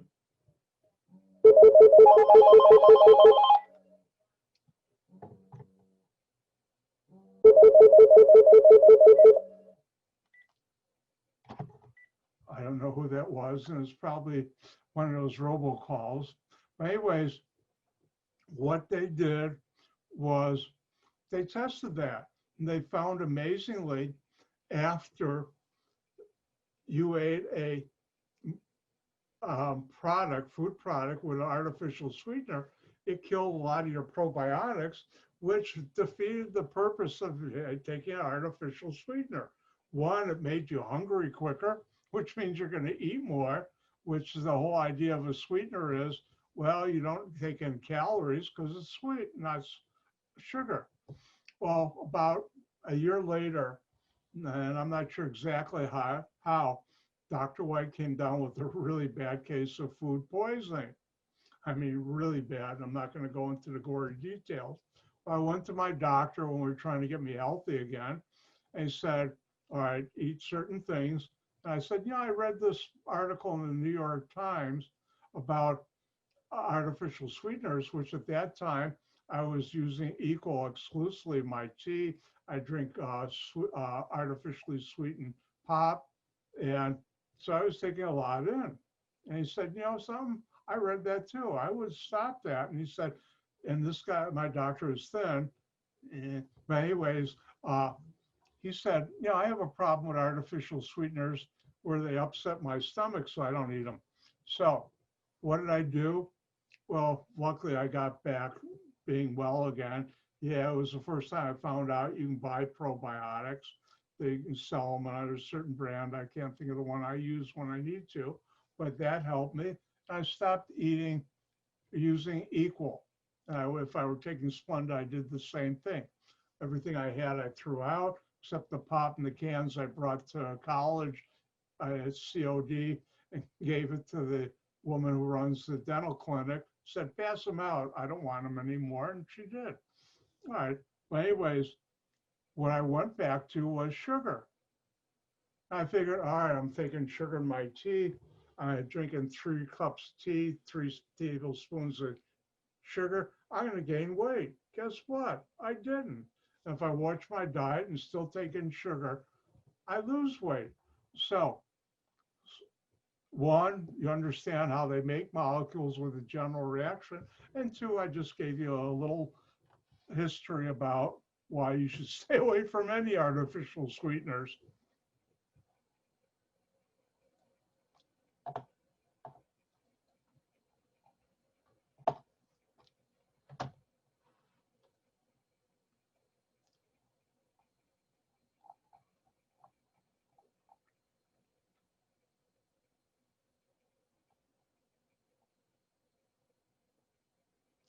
All right, the next 2 reactions, before I talk about them, I have to teach you something.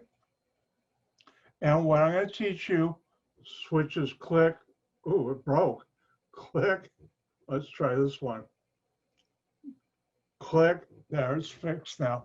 Won't be on the test ever, but it's terminology I'll use in class.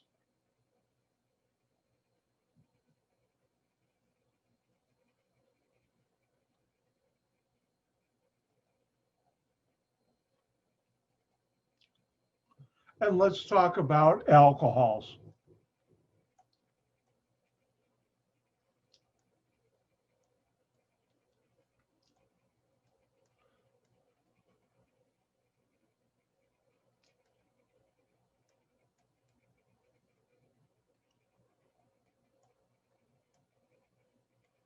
And it turns out for many things, alcohols react the same way, but for a couple of key reactions, not all alcohols are created equal.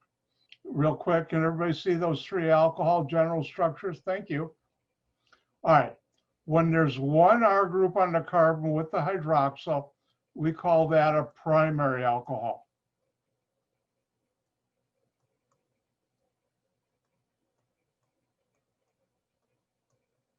And it's abbreviated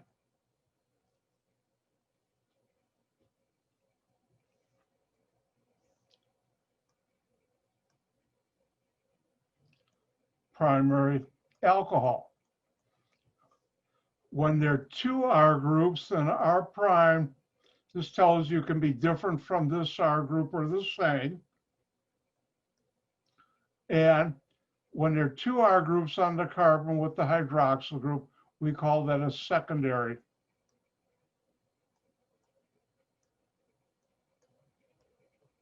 alcohol. And it's abbreviated this way. ROH means that alcohol, secondary with the little degree sign too. And when we have three R groups on the carbon with the hydroxyl group, R prime, R double prime, that's just like X, Y, and Z. In math, they can be the same or different. We call that a tertiary alcohol.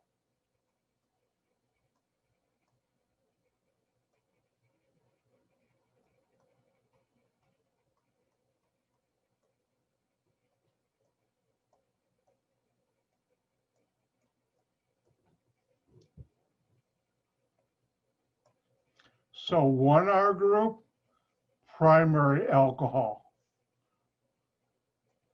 Two R groups, secondary alcohol. Three R groups, 1, 2, 3, tertiary alcohol, and those are the three different types of alcohols. Again, this will never be on a test, but it's terminology I will use in class. All right, next reaction is if you take a primary alcohol and oxidize it. O inside two brackets is for oxidizing reagent. As something that oxidizes, and I'll explain what that means in a second. And what you get is an aldehyde, which I can draw this way or this way. And I'm going to go to my whiteboard, or I could do it here. I'm on a Word doc. A better way of writing this.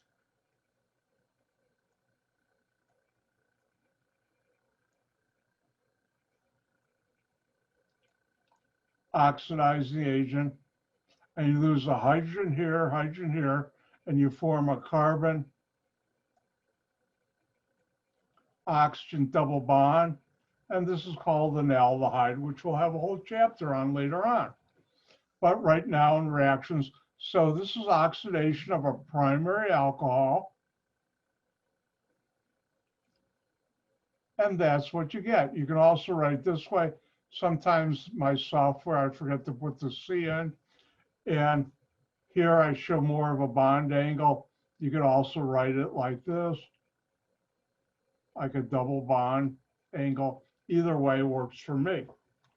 So let's look at some examples of this.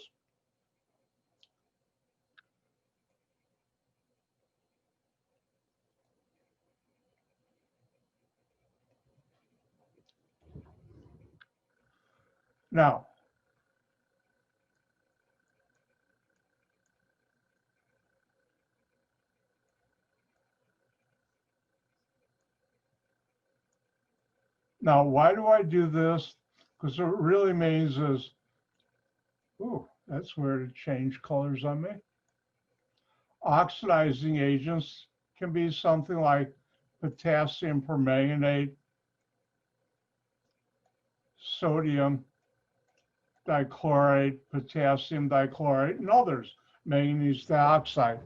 I'm not going to make you learn all this.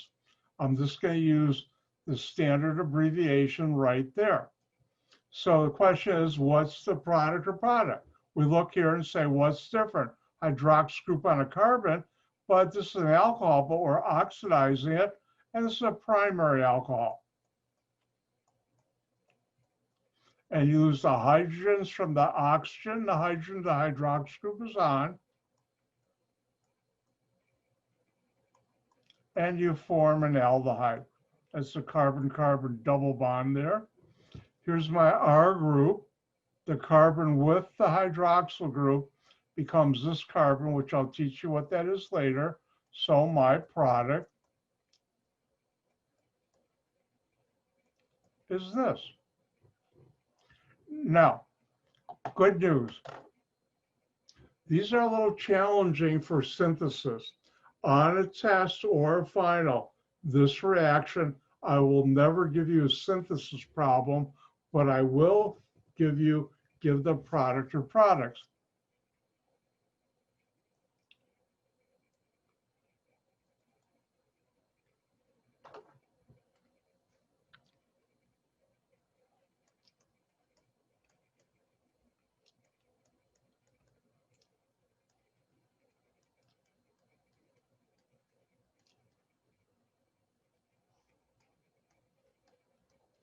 Your turn. Have fun.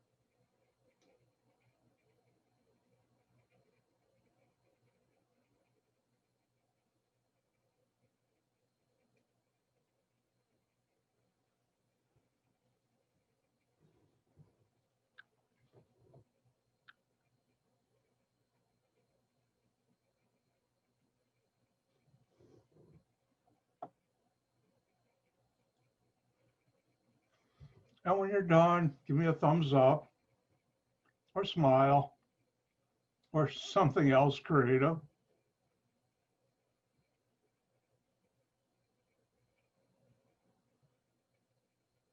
Remember, don't ask your friend for help.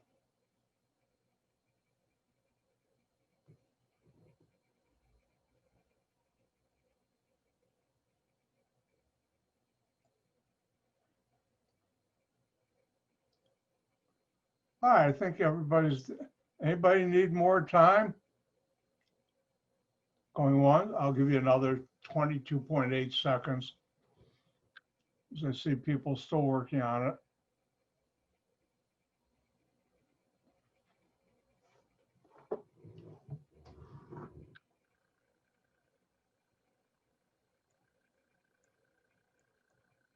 I'll do something to help you out.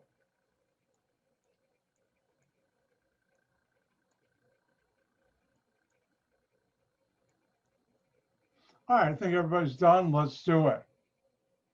Look at the molecules, see what's different, what's not carbon, what's not hydrogen. Ooh, hydroxyl group on a carbon. It's a primary alcohol. What are we doing? Oxidizing it. What happens? You lose the hydrogen here, one here, and you form a carbon-oxygen double bond. You don't break carbon-carbon single bonds. So I have 1, 2, 3, plus a methyl group.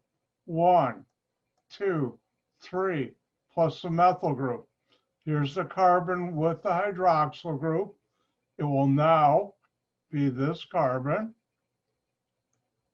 double bond to oxygen, and now I put in the hydrogens. Let me point out, this bond here counts as 2 bonds, so 1, 2, 3, 4 minus 3, 1 hydrogen. And this is called an aldehyde, which I'll teach you later on. Oh, let's do another one. These are fun.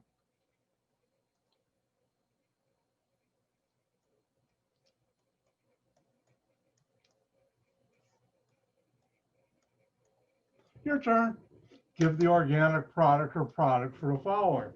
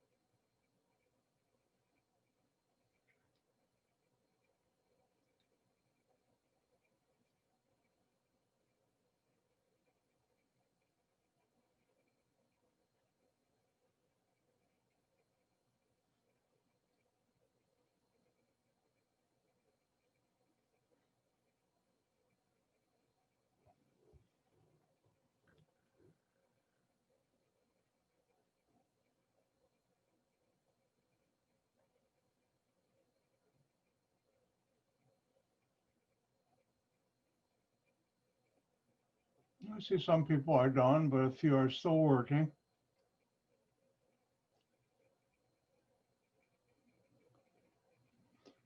While you're working, I hope you know today's the last day of summer, even though officially in my house, summer ended a couple days ago because I had to turn on my heat. It was so cold outside and cold in my house that I turned it on, which means end of summer, which is okay by me because Dr. White likes autumn, winter, spring, not summer. I'm not a summer person. All right, let's do this. What's the organic product or product for a following reaction? You look here, what's different? Ooh, carbon with the hydroxyl group, and I'm oxidizing something. So I know I have to look at what type of alcohol, and this is a primary alcohol. There's a hydrogen here, hydrogen there, form a carbon-oxygen double bond. I don't break carbon-carbon single bonds. This is my R group.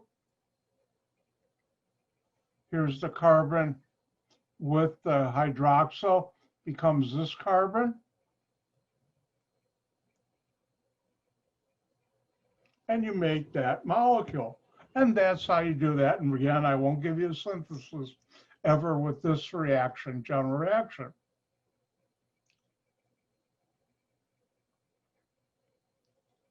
Now, that's the reaction of a primary alcohol with an oxidizing reagent. By the way, Dr. White did a lot of these reactions for my PhD thesis. Now let's look at a secondary alcohol. And again, you use a oxidizing agent. And I have it written here, another way of writing it. Same thing. If I oxidize it, I will lose this hydrogen, just like a primary, and this hydrogen from the hydroxyl group and form a carbon-oxygen double bond, and we call this a ketone.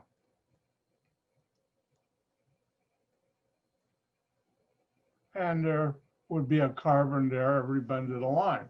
So that's the general reaction. Secondary alcohol, oxidized, ketone.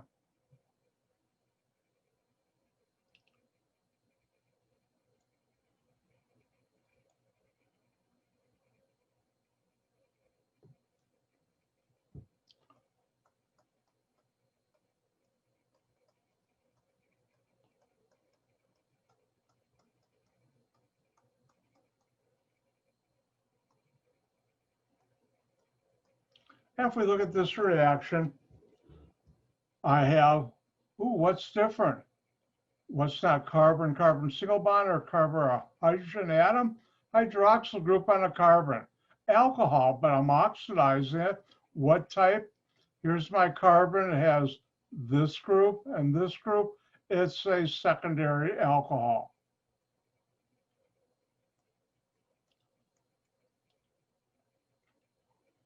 And if I oxidize it, I'll lose this and this hydrogen, form a carbon, oxygen, double bond, and the carbon here with the hydroxyl will now be double bonded to oxygen. Do you break carbon-carbon single bonds? No. So this is R group, and this is R prime. Doesn't matter what you call. I could have called this R prime and this R. Same thing. Do you break carbon-carbon single bonds? No. 1, 2, 3, 4. Here's the carbon with the hydroxyl will be double bond to oxygen. You can put it up or down. If you want to do it this way, it would look like this. You could have put it the up too. And there you go. Now, one of the things organic chemists do, and I'm guilty of it, for the same reaction, I could have written it this way.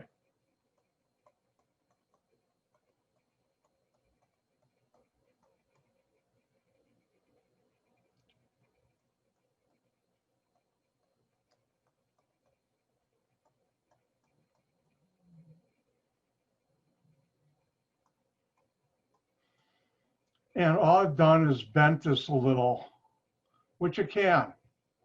And same thing, I'm going to lose this hydrogen and this hydrogen.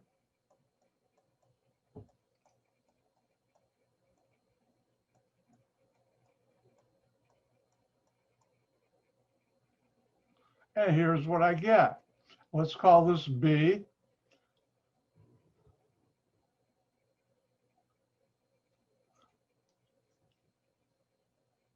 Call this A. And these are the same molecule. Which way can you write it? Either way is correct. On a test, this way is easier for you to see that this is a secondary alcohol. And that's why a lot of times I'll do that. And organic chemists write it that way. And good habits I won't break. So now it's your turn.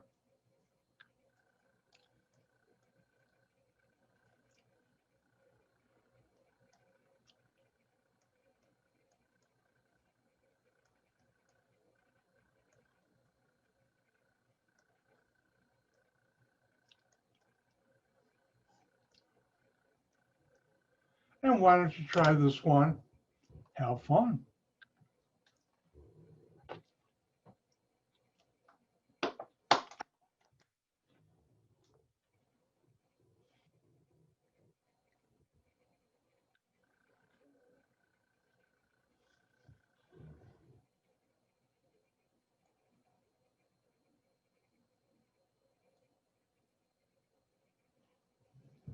Get to check out everybody working on their problems.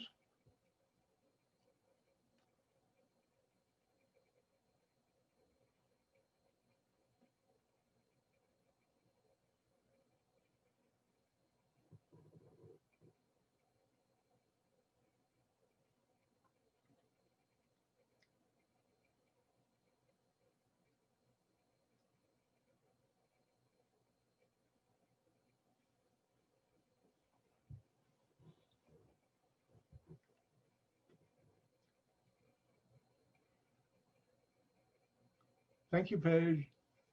And everybody else, when you're done. Thank you, Alondra. Thank you, Amber. Everybody who's done, hang in there, waiting for everybody to have a chance to do it.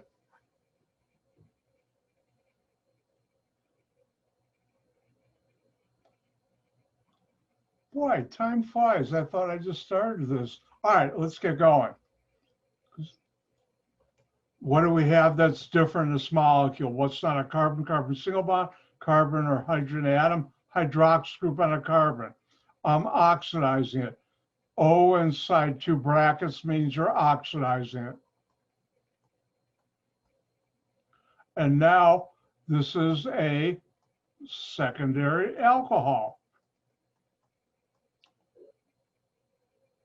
How do I know that? One R group, two R group. One I can call R, the other R prime. Doesn't matter what you call R or R prime.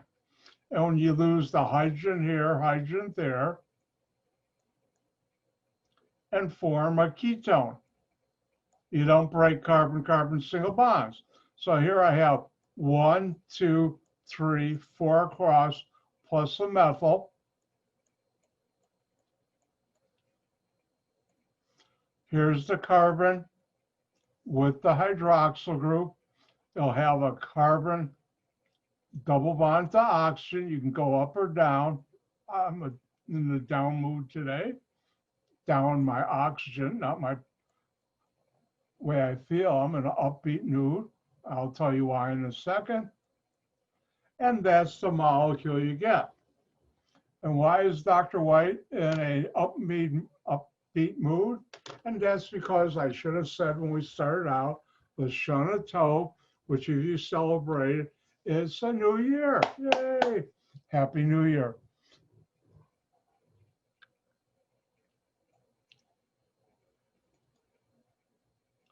Now, let me show you something. Mother Nature and Dr. White love rings students down.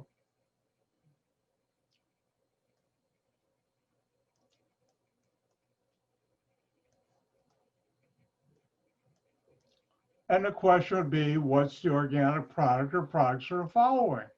I'll do this one. I'll give you one try too. Oh, I'm oxidizing something, but what is this? Well, it's an alcohol. Got a carbon with a hydroxyl group, but notice right here and here, I have carbons, and they happen to be hooked together in a ring. Well, that's a secondary alcohol. And think of it this way, they're just hooked together. This is part of the ring, but this is a secondary alcohol.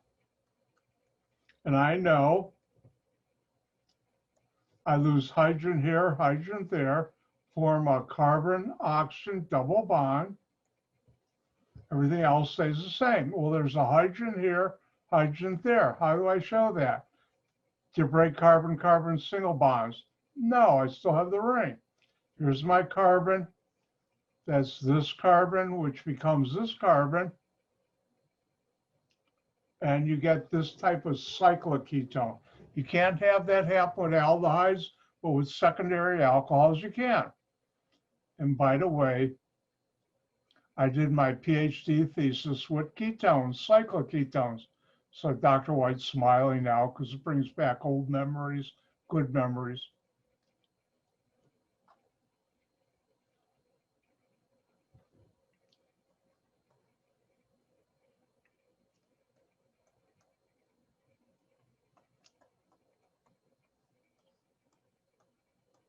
It's your turn. Give the organic product or products for the following.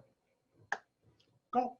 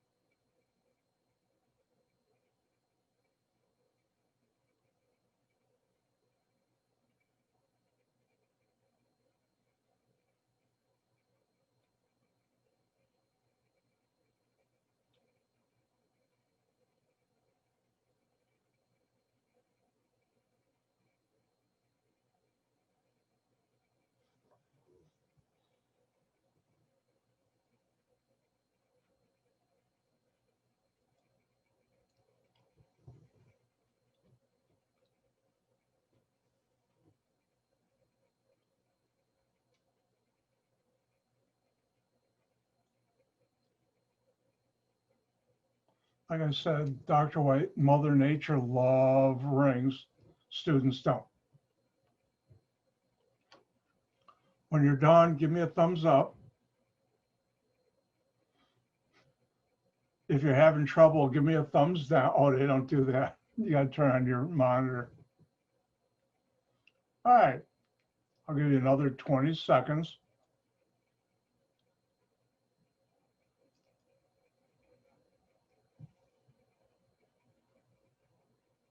Time's up. What do we have here that's different? What's not a carbon-carbon single bond, carbon or hydrogen atom? Hydroxyl group. It's on a carbon. Oh wait, carbon's here, carbon's here. This is a secondary alcohol.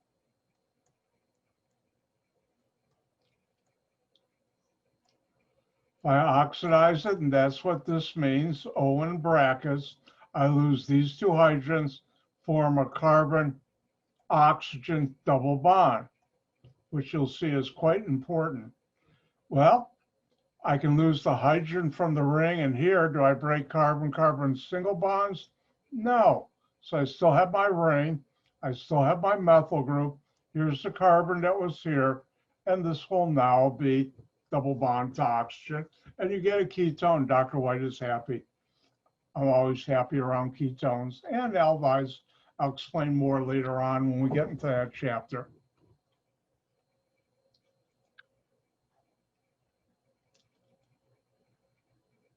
Now, tertiary alcohols can't be oxidized. Why?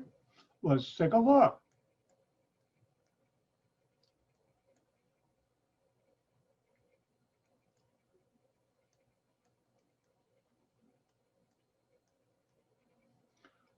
If we take a tertiary alcohol, oxidize it, won't go. Why? Because if you looked here, when you oxidize a primary or secondary, you had to remove a hydrogen from the carbon with the hydroxyl group to form a carbon-oxygen double bond. Well, on a tertiary alcohol, there's no hydrogen. So you can't form a carbon-oxygen bond because there'd be 5 bonds to that carbon. So what do you get? No reaction. Now, good news for you, this will never be on a test.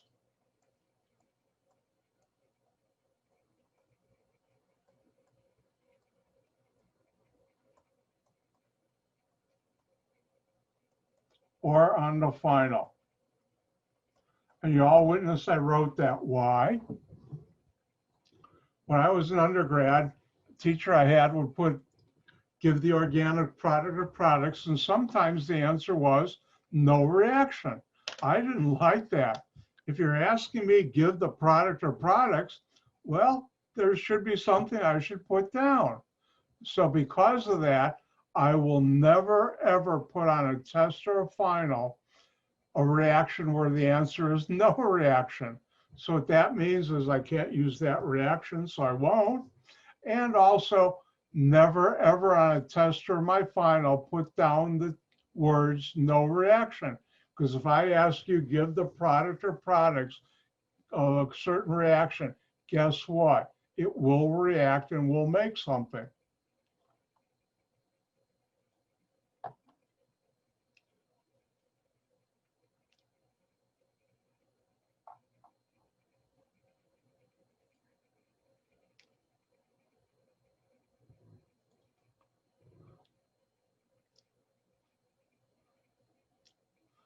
Real quick, let's talk about, you can have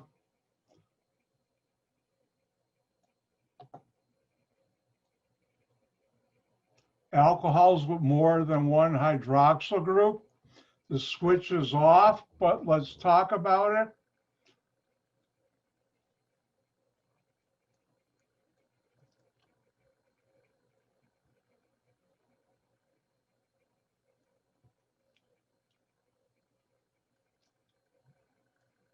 This has a common name, ethylene glycol. There are other glycols. And it's this molecule. It's very poisonous, but it's used. You put 50% of this with water, and we call that antifreeze. So is this an important molecule? Yes. Another alcohol with more than one hydroxyl group is glycerin. This won't be on a test, but we'll come back to glycerin later on. Glycerin is very thick, viscous material, and it's made when you break down fats or oils. Your body makes glycerin. It's also used in cosmetics and other things. Now, As you saw from sucrose, maybe you didn't remember, table sugar has, I think, 11 hydroxyl groups, but don't quote me on that. Lots of hydroxyl groups. And it's an alcohol with more than one hydroxyl group. But guess what?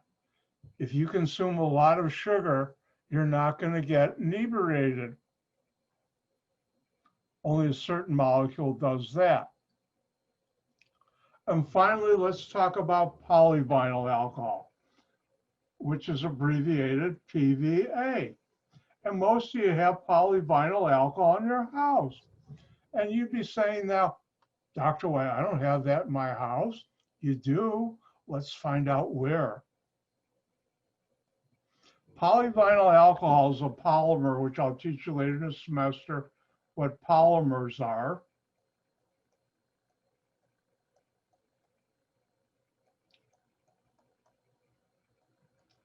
And think of it as a long freight train, and each one of these repeating units is like a boxcar. And N here can be on the order of about 1 million. So this is a real long freight train. Well, if you take polyvinyl alcohol, this molecule, PVA, plus water, you get this thick white material, which you know as Elmer's glue.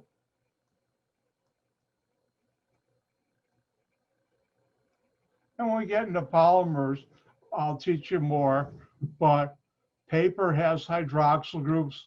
Remember I told you hydroxyl groups can hydrogen bond with each other, and this glue does, and that's how you glue wood or paper together. Wood also has a lot of hydroxyl groups.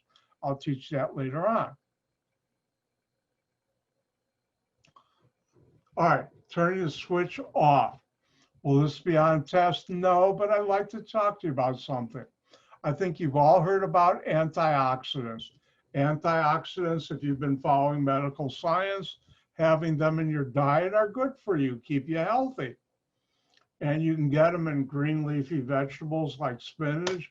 I guess that's why Popeye was so strong and healthy. He had a lot of antioxidants in his diet. If you don't know who Popeye is, go to Google or YouTube. His girlfriend's name was Olive Oil.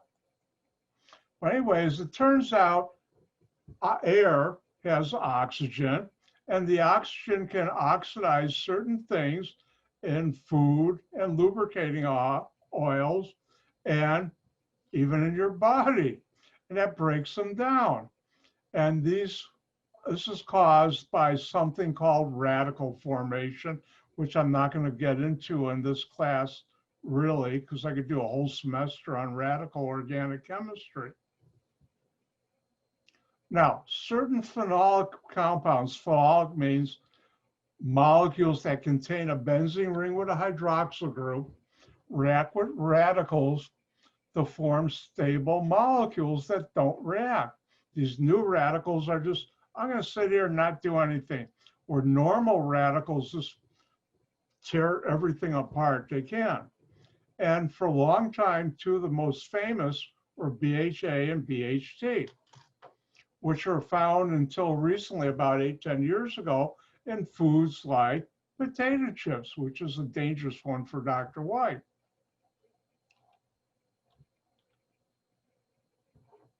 Now,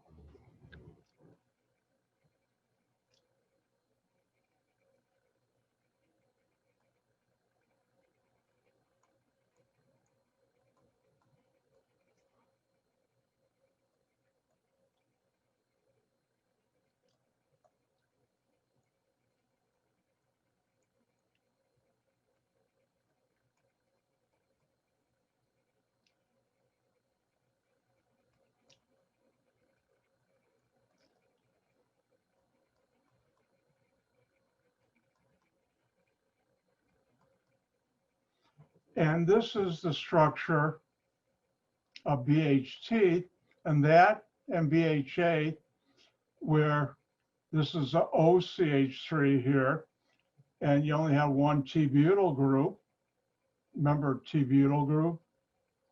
T-butyl. This is an antioxidant. And for many years, it was found in potato chips. And when I got in grad school, I told my mother, she'd say, no, you shouldn't eat those potato chips. They're bad for you. They're fattening. I said, but Mom, I should eat those. That way I can get plenty of antioxidants. She didn't buy that at all.